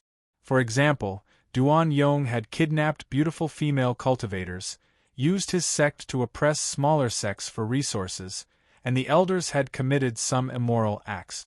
In the beginning, the victims were too intimidated by the Xianqing sect to speak up, but now that the 4-9 Immortal sect was taking the lead, more and more accusations began to surface.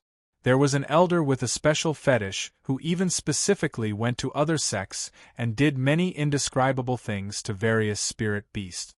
His methods were so cruel that they were rarely seen in this world. As soon as the matter was exposed, Many spirit beast protectors instantly exploded and threatened to flatten the profound clear sect. One incident after another was exposed. The profound clear sect became the target of public criticism. Even if the sect's disciples and elders were innocent, they were still affected by public opinion. This caused the profound clear sect to become dispirited. Not only that, but under the influence of this incident, many of the so-called righteous sect's dirty deeds were also exposed. Some cultivators bravely stood up to testify, asking the major sects to uphold justice. What Enlin had done seemed to have triggered a revolution to eliminate the scum of the righteous sections. At the end of the day, this world was still a world where the strong preyed on the weak. Strength often determined right and wrong. Who knew how many unjust cases were buried by violence? Due to a freak combination of factors, the dark clouds obscuring the sky were parted, allowing the sun to shine down upon them. Many cultivators saw hope, and they all stepped forward without any hesitation. Enlin, many cultivators have come to the 4-9 Immortal sect, and they want us to uphold justice, Lu Qianhuan communicated with Enlin through a voice transmission talisman. Then send some disciples to investigate. If there's concrete evidence, then we'll attack them no matter what sect they're from. Enlin's reply was very simple and direct. The 4-9 Immortal sect wasn't some charitable organization that enforced justice on behalf of the heavens. However, he didn't want to let the sect remain unscathed after this incident. He wanted the sect to respond in the most proactive manner possible. That way, at least some of the cultivators who were trapped in the darkness would be able to see the light and know that there was a place they could rely on. He wanted them to understand that they were not alone in this world. On a mountain with the fragrance of flowers wafting through the air, the sun shone down upon the earth, creating a warm and enchanting scene.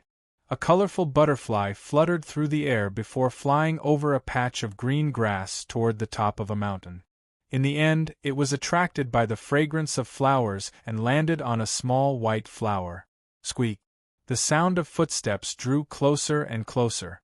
An unfamiliar living being had barged into this small world.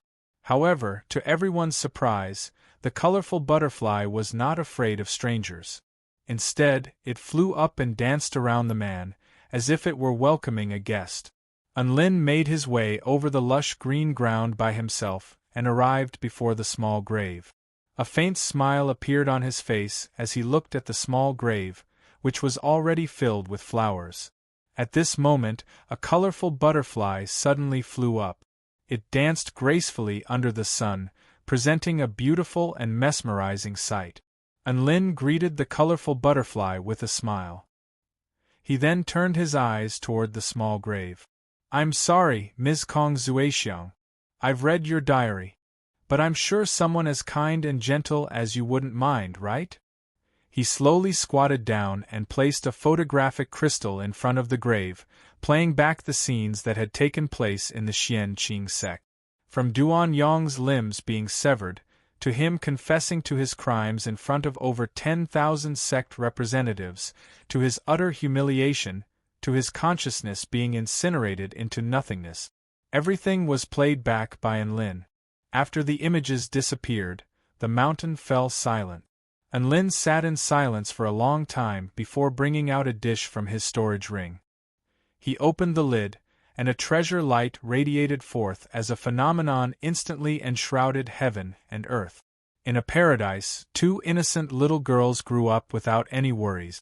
Spring, summer, autumn, and winter, the 4 seasons came and went, but they were always accompanied by their carefree companionship. The little girl's laughter, the young girl's youthfulness, and the adult girl's charm. Time continued to pass by, and 1,000 years passed in the blink of an eye. In the end, the 2 of them left in each other's company. Everything was so simple and pure.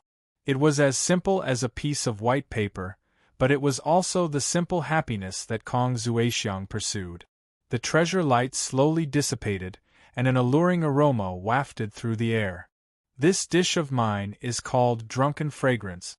You're a foodie, so you must be very happy to be able to eat such a delicious dish, right?"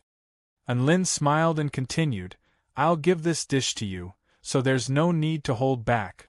What responded to him was the cool breeze in the mountains and the beautiful flowers swaying in front of the grave.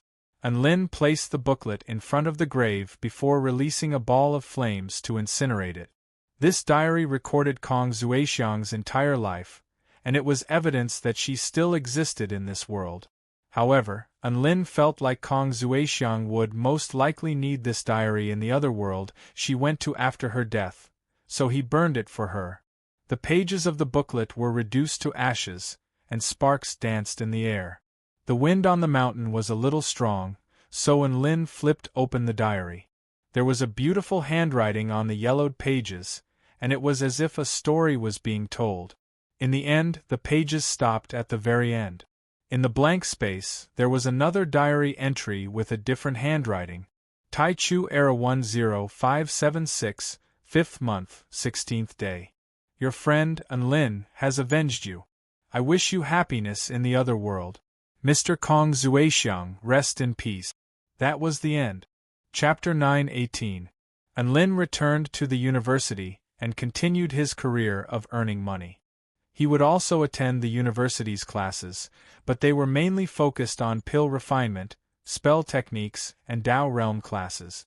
Pill refinement classes could improve his cooking skills, which was very important. Spell techniques classes could allow him to learn many practical spell techniques, and he could also gradually learn how to create his own spell techniques, which was also very important. Dao realm classes were mainly for him to watch celestial immortal Ming Yuan talk about profound and mysterious things in class, which would help him improve his standing. The above three classes were probably the compulsory classes for Unlin. As for the other classes, he naturally avoided them as much as he could. He was already so powerful anyway, so it didn't matter if he didn't attend them. His life was dull yet fulfilling. Before he knew it, another month had passed. During this time, two powerful beings at the soul formation pinnacle stage came to transcend their tribulations. One succeeded while the other failed. That wasn't the main point. The main point was that he discovered something strange on the ground at the center of the tribulation transcendence. This was something he had never seen before. The sun was setting over the clouds. The sea of clouds looked as if it had been scorched by fire. There was a hint of red within the golden color, creating an extremely vibrant sight. The celestial court was also dyed in this vibrant hue. However, there was something even more vibrant growing on the ground at the heaven-defying Dao Plaza. This was a hexagonal crystal shimmering with golden and blue light. The hexagonal crystal was around the size of a palm and was in the shape of a lotus flower. It contained a mysterious power that even Unlin was unable to decipher, and it was imbued with a certain power of vitality and destruction. Unlin thought for a moment before his eyes turned snowy white. Divine inspection technique. Soon, a string of information began to appear in his mind. Enlightenment crystal of life and death, formed from the residual Tao intent of countless cultivators at the soul formation pinnacle stage who transcended their tribulations and experienced life and death. It is a divine rank item. It can help the host observe the Tao of yin and yang, life and death. Enlightenment crystal of life and death hasn't appeared on this continent for 30,000 years due to the low probability of it being produced. An expression of ecstasy appeared on Unlin's face. Who would have thought that such a treasure would appear before him? Many cultivators would choose a place they liked to transcend their tribulations. There was no such thing as gathering tribulations. Even though Lingtian Dojo was the exclusive tribulation transcendence dojo of the Celestial Court, there would only be one tribulation transcendence dojo every few years. How could it be like recently, where people continuously gathered together to undergo tribulation? Thanks to this wave of tribulation transcendence, Unlin was fortunate enough to obtain a life and death enlightenment crystal. Putting everything else aside, just the title of a divine-grade rare item alone proved that this item was priceless. He could not wait to refine the life and death enlightenment crystal and wear it on his body. as expected of a divine item. The moment he put it on, it resonated with his body. A rich life force instantly filled his body of the battle god. He felt that not only had he gained a deeper understanding of the Tao of life, but his body's activity and vitality had also been enhanced to a certain extent. This was a portable cheat. Ding dong. At that moment, the system notification suddenly lit up. Lin was shocked. He immediately opened the system and found that the cultivation method column was actually flashing. He couldn't wait to open the manual. There was a new mission on it. Detected that the host has refined the life and death enlightenment crystal and has a chance to comprehend the Tao of yin and yang, life and death. Special announcement of a yang-type cultivation method. Enter the southern heavenly wing nation and use an engulfment spell technique to absorb the essential power of yang from the sun tree. The specific method is to find the guardian of the sun tree and make mouth contact with it before activating the engulfment spell technique. Mission success. Obtain stage 1 of the Yang God cultivation method. Mission failure. Decrease IQ by 100 point. Mission time limit. 1 month. Note: Yin and Yang cultivation methods are extremely rare, so this mission cannot be rejected. Lin's eyes widened upon seeing this mission, and he was rooted to the spot. Although the long-awaited reappearance of the Yin and Yang cultivation method was something to be happy about, but why the F***ck did he have to kiss the guardian of the sun tree? Did he and Lin have no morals? Last time, he had to kiss the zombie goddess for the Yin God cultivation method. This time, he had to kiss the guardian of the sun tree for the Yang God cultivation method. What was even worse was that he could have rejected the Yin God mission last time.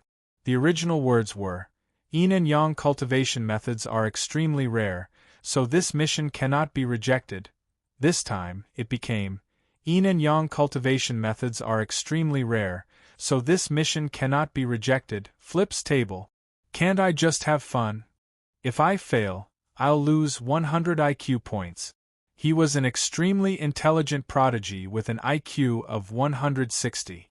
If I fail, I'll be reduced to AF** king retard. Just the thought of it was terrifying. Lin was instantly struck by a sense of immense pressure. He paused momentarily before deciding to return to his dorm room. At this moment, the system had already begun its 1-month countdown within his dorm room. Not his dorm room, but rather Su Xiaolan's dorm room. Su Xiaolan stared intently at Lin with her bright eyes. You said you have something very important to do in the southern heavenly wing nation? Lin nodded with an earnest expression. What is it? Su Xiaolan was a little concerned. I'm going to absorb the essential power of Yang from the sun tree. The specific method is too complicated, so I won't explain it, Lin replied. If he were to explain it in detail, Su Xiaolan would probably explode with rage. Su Xiaolan tucked a few strands of her hair behind her ear as she looked at Lin with a scorching gaze. You don't need any help? Lin shook his head. No need. I have the invincible Gundam with me, so I'm not scared in the slightest. At most, I'll take little Tian with me and use its spatial powers to get there. Su Xiaolan heaved a faint sigh as she pouted with a hint of uncertainty in her expression. But, can I really do it? 200,000 spirit stones for a single meal? I really don't have the face to ask for that kind of price.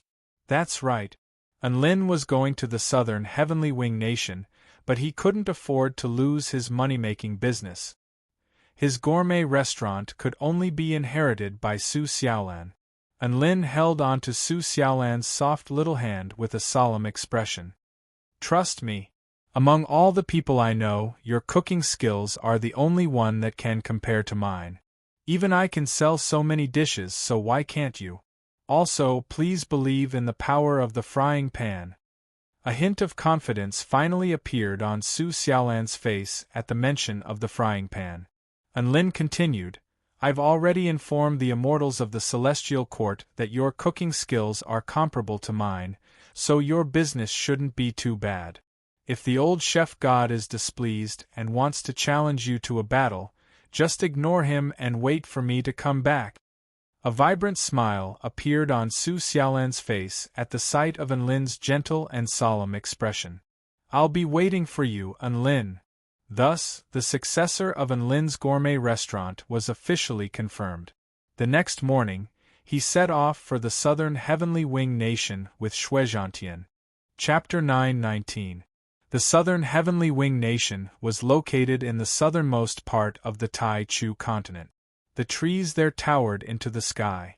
At a glance, the entire area was covered in lush green forests.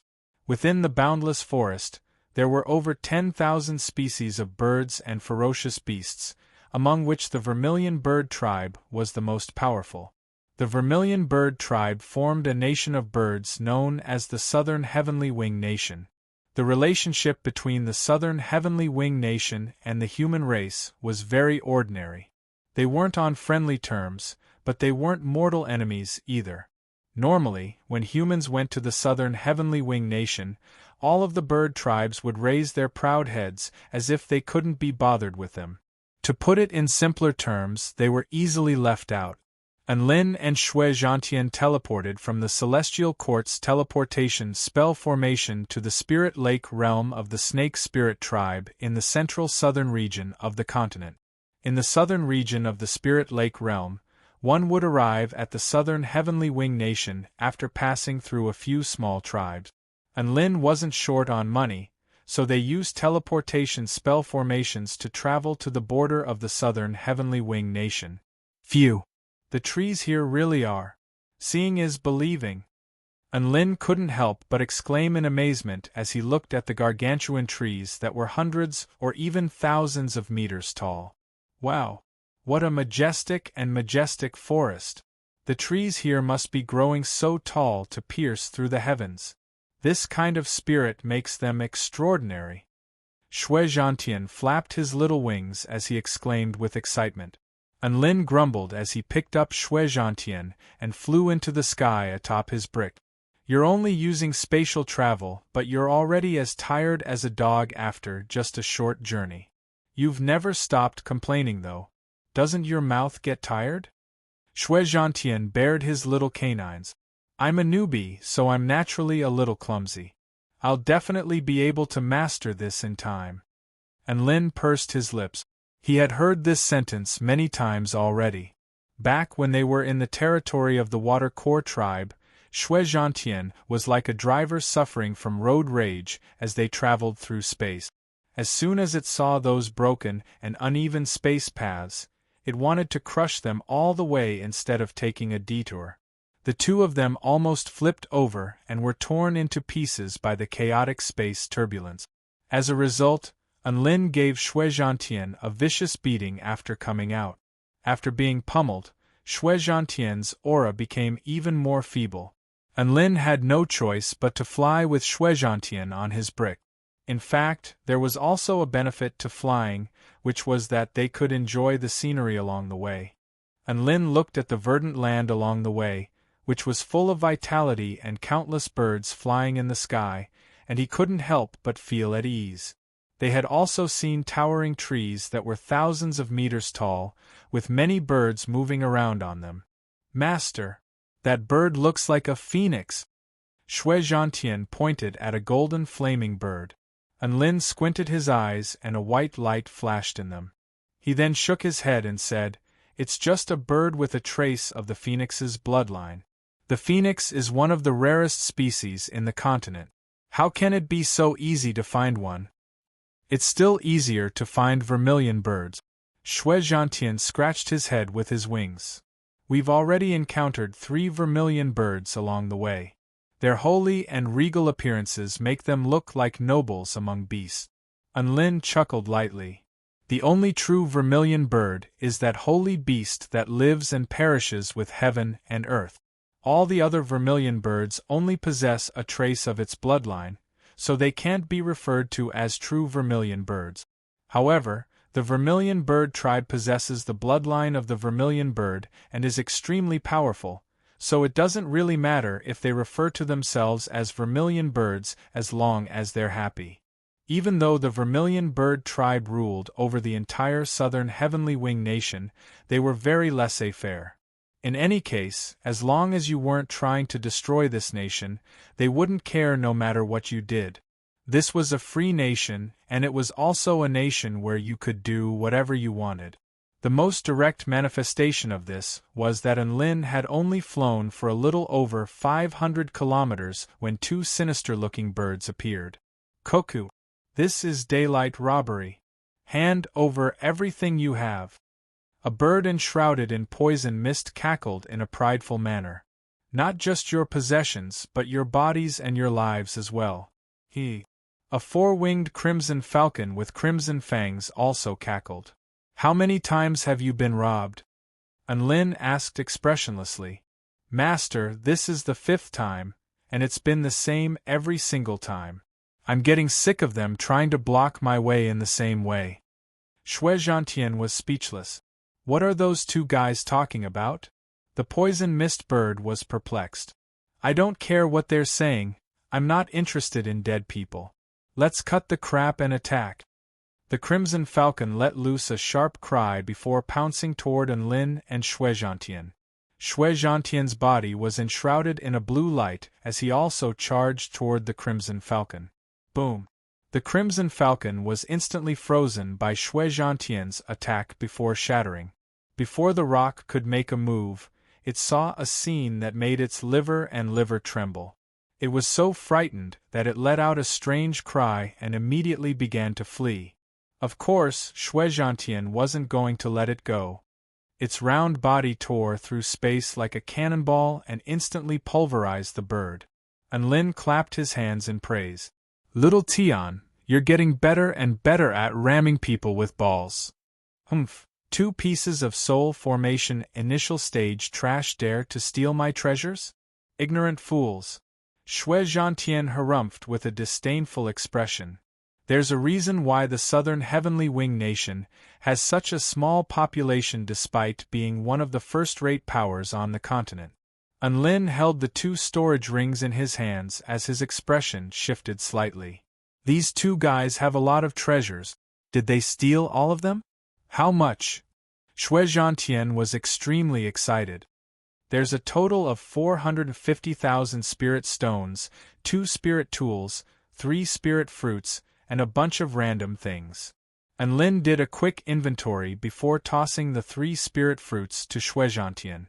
Long live Master! Shui Zhantian yelled as he tasted the fruits with glee. Enlin stroked his chin. We've only been in the southern heavenly wing nation for a day, and we've already been robbed 5 times. The value of the spoils of war has also exceeded 1,000,000 spirit stones. I have a bold idea. Shui Zhantian raised his hands high into the air. Master, I think it's a good idea. All right, let's get down to business first. After that, we can help the southern heavenly wing nation rectify this unhealthy culture. Enlin chuckled as he discovered a new way to get rich. It had to be said, there really were business opportunities everywhere in life. 2 hours later, a gargantuan tree appeared before Enlin and Shui Zhantian's eyes. It was over 100,000 feet tall, and its thick tree trunk was like a massive pillar that pierced into the heavens. White clouds and mist swirled beneath it, and its massive canopy extended outward, obscuring the entire sky. Above the canopy, branches and leaves intertwined to form a skeletal structure that fused with the soil and secretions of the tree to form a Ling Tian continent. A faint smile appeared on Enlin's face.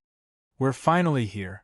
This is one of the most renowned cities in the southern heavenly wing nation, Maple City. Chapter 920.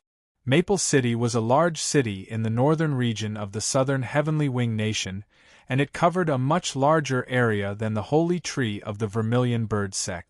Enlin flew toward the city atop his brick, and he could already see birds of all colors flying in the air above Maple City from afar. Some of them were migrating in flocks, while others were flying alone. All of them spread their beautiful wings with abandon, painting the entire sky with vibrant colors. A series of crisp cries converged to form the most pleasant music, which was ethereal and soothing to the ears. Tsk, all the birds here are so energetic. And Lin saw a blue bird fly past him with its head held high and its chest puffed out in an extremely proud manner. In reality, most of the living beings here were like this. They were extremely proud and free, and there was nothing that could make them lower their proud heads.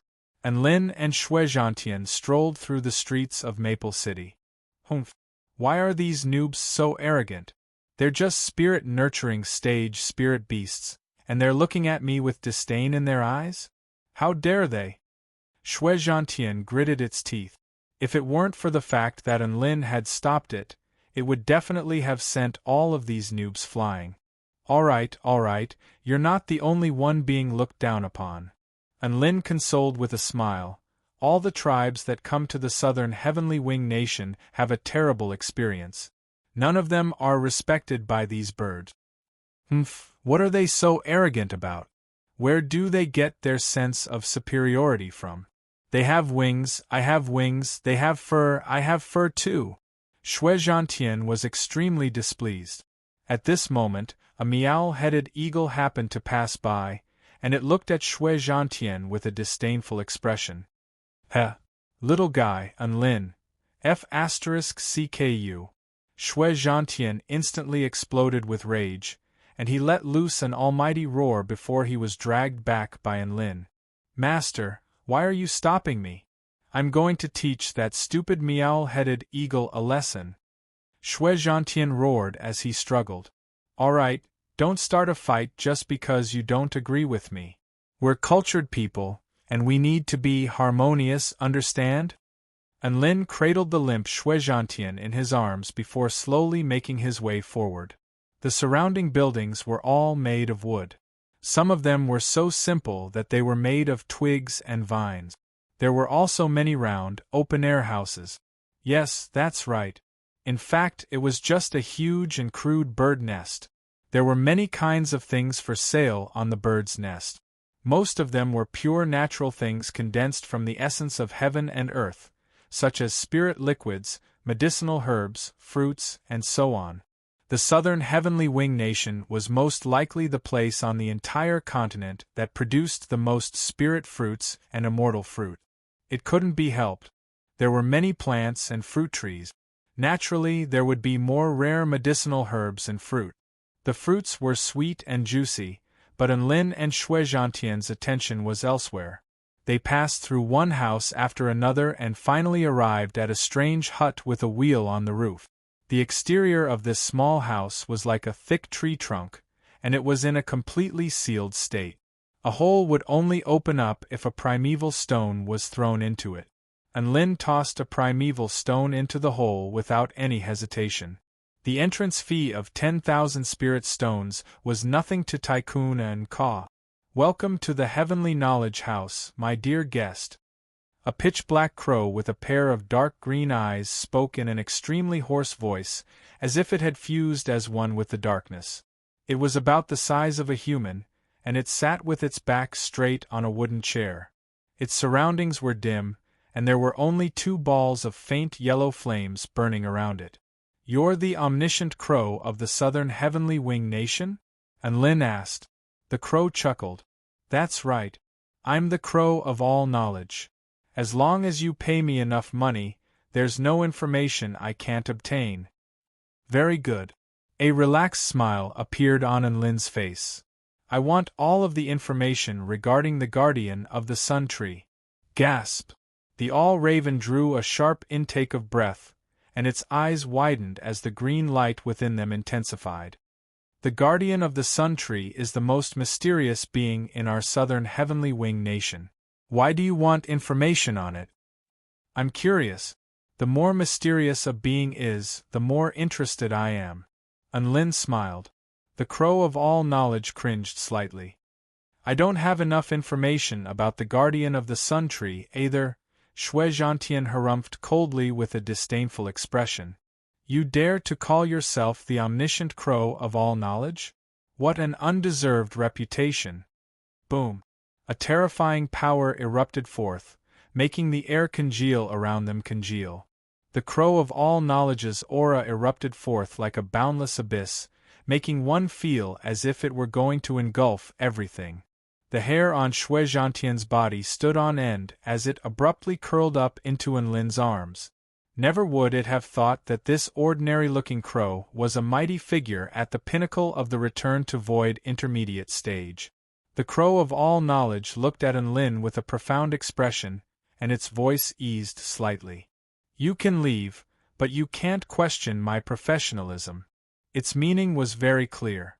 "Come if you want, piss off if you don't. Tell me everything you know." Enlin didn't leave.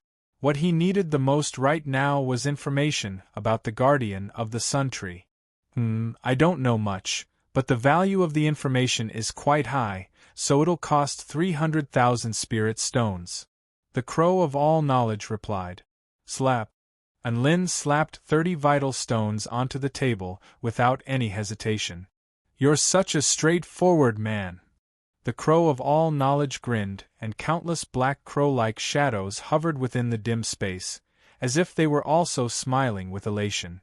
The guardian of the Sun Tree is the being with the purest bloodline in the entire vermilion bird tribe. It resides at the pinnacle of the return to void pinnacle stage. Apparently, once it unleashes its essential vermilion bird domain, it can instantly reduce an area within a radius of over 50 kilometers to scorched earth. It has very simple connections, and it only has one older brother. The crow of all knowledge's eyes flashed. However, that older brother is the most powerful being in the southern heavenly wing nation, the eternal sun god. Even though the eternal sun god has left the southern heavenly wing nation, I advise you to be careful if you want to target the guardian of the Sun Tree. As expected, Enlin's expression became a lot more serious upon hearing this. This was very important information. However, there was one more important piece of information that he needed to confirm. "That's all I know. The guardian of the Sun Tree is the most mysterious being in the southern heavenly wing nation, and I paid a heavy price to obtain this information." The crow of all knowledge heaved a faint sigh. "That's it? I have one more question. What's the gender of the guardian of the Sun Tree?" Enlin asked with a serious expression. The crow of all knowledge faltered upon hearing this, as if he was a little surprised by Enlin's question. Is that very important?" "That's very important," Enlin immediately replied. "No sh*t. He was going to kiss the guardian of the Sun Tree. If he was going to kiss a male vermilion bird, The guardian of the Sun Tree is a female," the crow of all knowledge confirmed.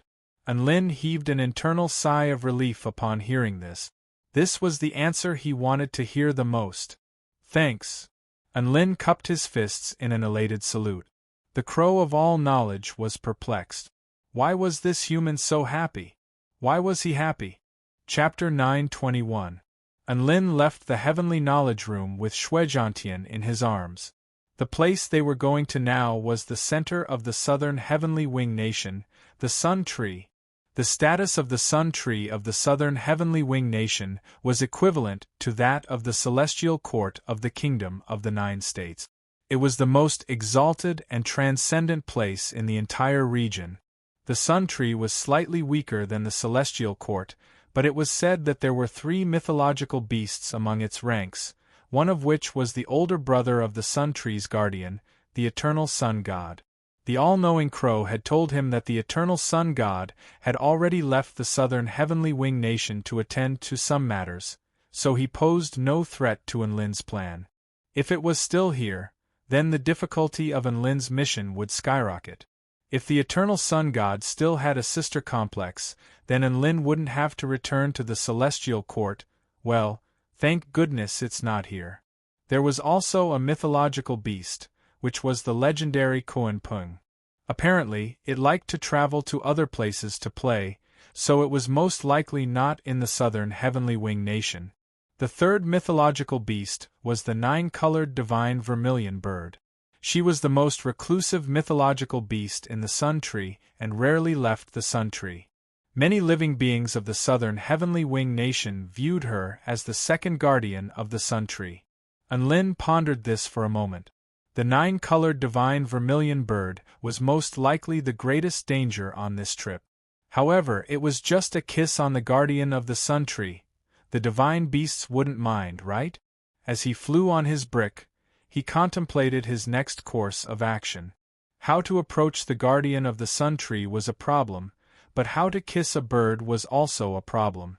Not only did he have to overcome the physical obstacle, but he also had to overcome the psychological obstacle. For example, if you were asked to kiss a chicken, would you be able to do it? Even if he could bring himself to kiss her, should he choose to kiss her forcefully, or should he slowly cultivate their feelings before kissing her? If they wanted to nurture their relationship, could it be done in less than a month? If it was a forced kiss, what should he do afterwards so that he wouldn't be killed by that chicken? Or should he use other methods? And Lin couldn't help but look up at the sky and let out a long sigh. Suddenly, he felt that this mission was very difficult. This was definitely a hellish level of difficulty. Master, don't let your thoughts run wild. Everything will work out in the end. Let's just let nature take its course, and perhaps everything will change in the future. Shui Zhantian offered words of consolation at the sight of Enlin's dejected expression. Enlin rubbed Shui Zhantian in his arms with a smile and nodded. Who would have thought that little Tian would also become so gentle and caring? This is very good. An adorable smile appeared on Shui Zhantian's face. It knew what Enlin wanted to do. This was because Enlin had once discussed with him how to kiss the guardian of the sun tree.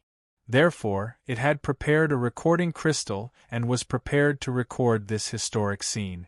Yes, that was the key, because this would be its greatest trump card against its master. With that recording, let's see if master still dares to spank it. If Enlin spank it, it would send the recording crystal to Su Xiaolan. When that time came, he.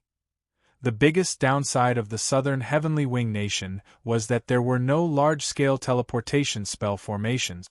Perhaps it was because all of the living beings here had a pair of wings, so they could just fly wherever they wanted. Why would they waste resources to build teleportation spell formations? All of the bird species took pride in flying, so they disdained building teleportation spell formations. This was a tough situation for all other living beings. If they were below the spirit nurturing stage and didn't have any flying techniques, they wouldn't even have the courage to come to the Southern Heavenly Wing Nation. The mountains were filled with ferocious birds, so walking to the sun tree would probably be as difficult as going on a pilgrimage to the Western Paradise. And Lin's brick kinesis flight was a lot more convenient. A distance of several 100,000 kilometers really wasn't that far for him. 2 days later, they passed through countless forests and arrived at a vast grassland. This was a completely different scene from before. The lush green grass stretched as far as the eye could see, and the blue sky stretched as far as the eye could see. There was a gargantuan tree in a certain direction on the grassland. I finally see you, sun tree. A smile appeared on Enlin's face.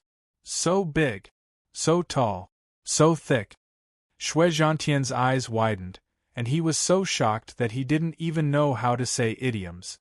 The trunk of the sun tree was countless kilometers thick, and it extended all the way to heaven and earth, as if it were a bridge connecting heaven and earth.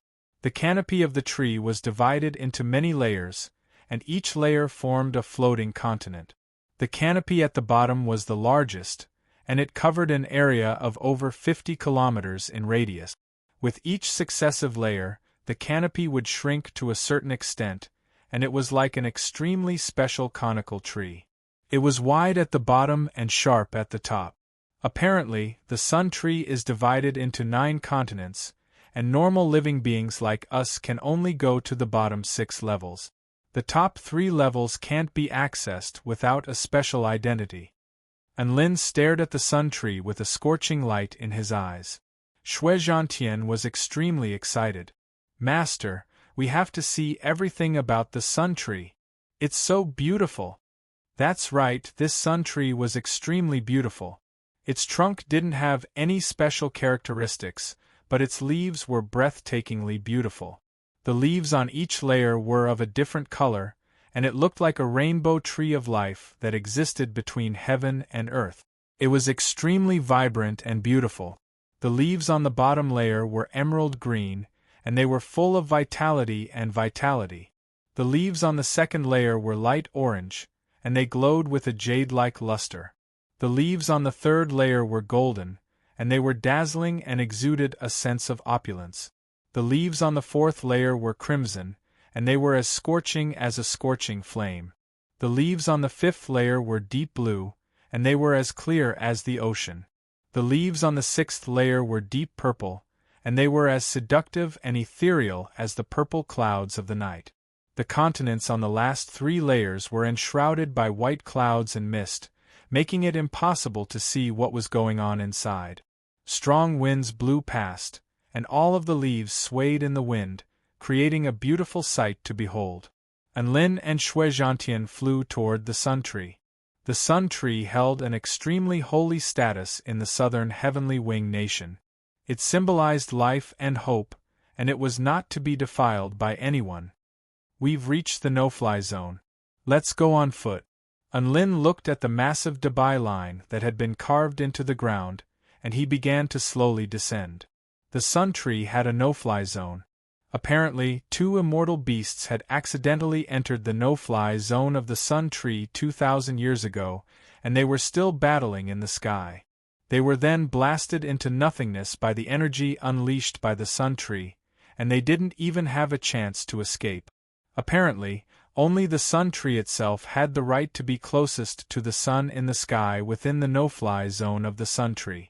If you dared to jump around in the sky after entering the no-fly zone, then prepare to be punished by the heavens. Anlin and Shuizhantian landed on the ground and immediately began to run. After a short while, they arrived at the base of the tree. There were many birds here, and all of them had retracted their wings and were walking clumsily like duck. They made their way onto the hovering energy boards, which carried them toward the continent in the canopy of the tree. Anlin and Shuizhantian also stepped onto the energy boards and flew toward the first level of the sun tree. Chapter 9:22. The leaves on the first level of the sun tree were emerald green and exuded rich vitality. The canopy of the tree covered an area with a radius of over 50 kilometers. The first level was a super-large commercial area, where all types of products were sold. Most of the products were specialty items from the southern heavenly wing nation. Anlin and Shuizhantian sat on the energy board and arrived at the first level of the canopy, where they were immediately astonished by the vast array of shops and the dazzling array of products on display. So many exotic ingredients and treasures! Shuizhantian's round eyes glowed with a scorching light as he looked around with a translucent liquid flowing from the corner of his mouth. Anlin walked toward a shop owned by a blue ice bird and picked up a spirit fruit. "How much is this?" The blue ice bird replied with a cold expression, 20,000 spirit stones for one. Anlin nodded upon hearing this. 8th grade spirit fruits were sold for 20,000 spirit stones each, which was indeed cheaper than the market price in the Kingdom of the 9 States. "Can you go any cheaper? How about 18,000 spirit stones?" He wanted to try and bargain. The blue ice bird looked into the sky in the distance. "Humph! Anlin, master, don't stop me. I'm going to ram it to death. I'm going to make you cry tears of remorse." Shuizhantian couldn't help but pounce toward the blue ice bird with rage. It was one thing to ignore Anlin, but it was also being ignored despite how adorable and terrifying it was. How the F***ck could this be tolerated? However, a pair of large hands grabbed it again. "Calm down," Anlin snapped. The blue ice bird finally turned its wandering gaze toward Anlin and Shuizhantian again. "Keep your little brat in check. Just because he's adorable doesn't mean he can do whatever he wants. The Divine Tree Divine Guardian Squad is right here. If you want to cause trouble, then be prepared to receive divine judgment." Anlin held Shuizhantian in his arms with an apologetic smile before silently walking away. The Sun Tree was an extremely holy and revered place, and it was the only place that the vermilion bird tribe strictly managed in the southern Heavenly Wing Nation. Private fights were prohibited in this place. If a fight really broke out, the Divine Guards would arrive in less than a minute and kill all the fighting creatures. Master, we're being looked down upon here. How can you just let it go? Shui Zhantian struggled in Enlin's arms with an enraged expression. Enlin pursed his lips in exasperation. So what if you can't get over it? Are you going to F***ck the heavens or crush the 9-colored divine vermilion bird? If you don't have the strength, then keep a low profile. As they were walking, a yellow figure suddenly appeared in front of Enlin with a friendly smile. Welcome, friends from afar. I am Old Yellow Ox. Do you need a guide? Enlin stopped in his tracks and looked at the bull demon in front of him with some surprise. What kind of tour guide are you if you don't sell tickets? Yellow Ox. The yellow-furred ox demon standing in front of him scratched his head in confusion. That's enough, I don't need a guide. Enlin waved a hand to signal for it to leave. However, Old Yellow Ox didn't give up and pulled out a badge. Think about it, brother. Do you see this badge? I'm a gold medal tour guide. I'm one of the most powerful beings in the world of tour guides. There's no place on the Sun Tree that I'm not familiar with. If you hire me, I'll make sure you have a good time. His black eyes flashed as he spoke in a low voice. I know many exciting places, and I can help you find many beautiful bird people with explosive bodies and supple skin. Enlin's expression changed slightly upon hearing this.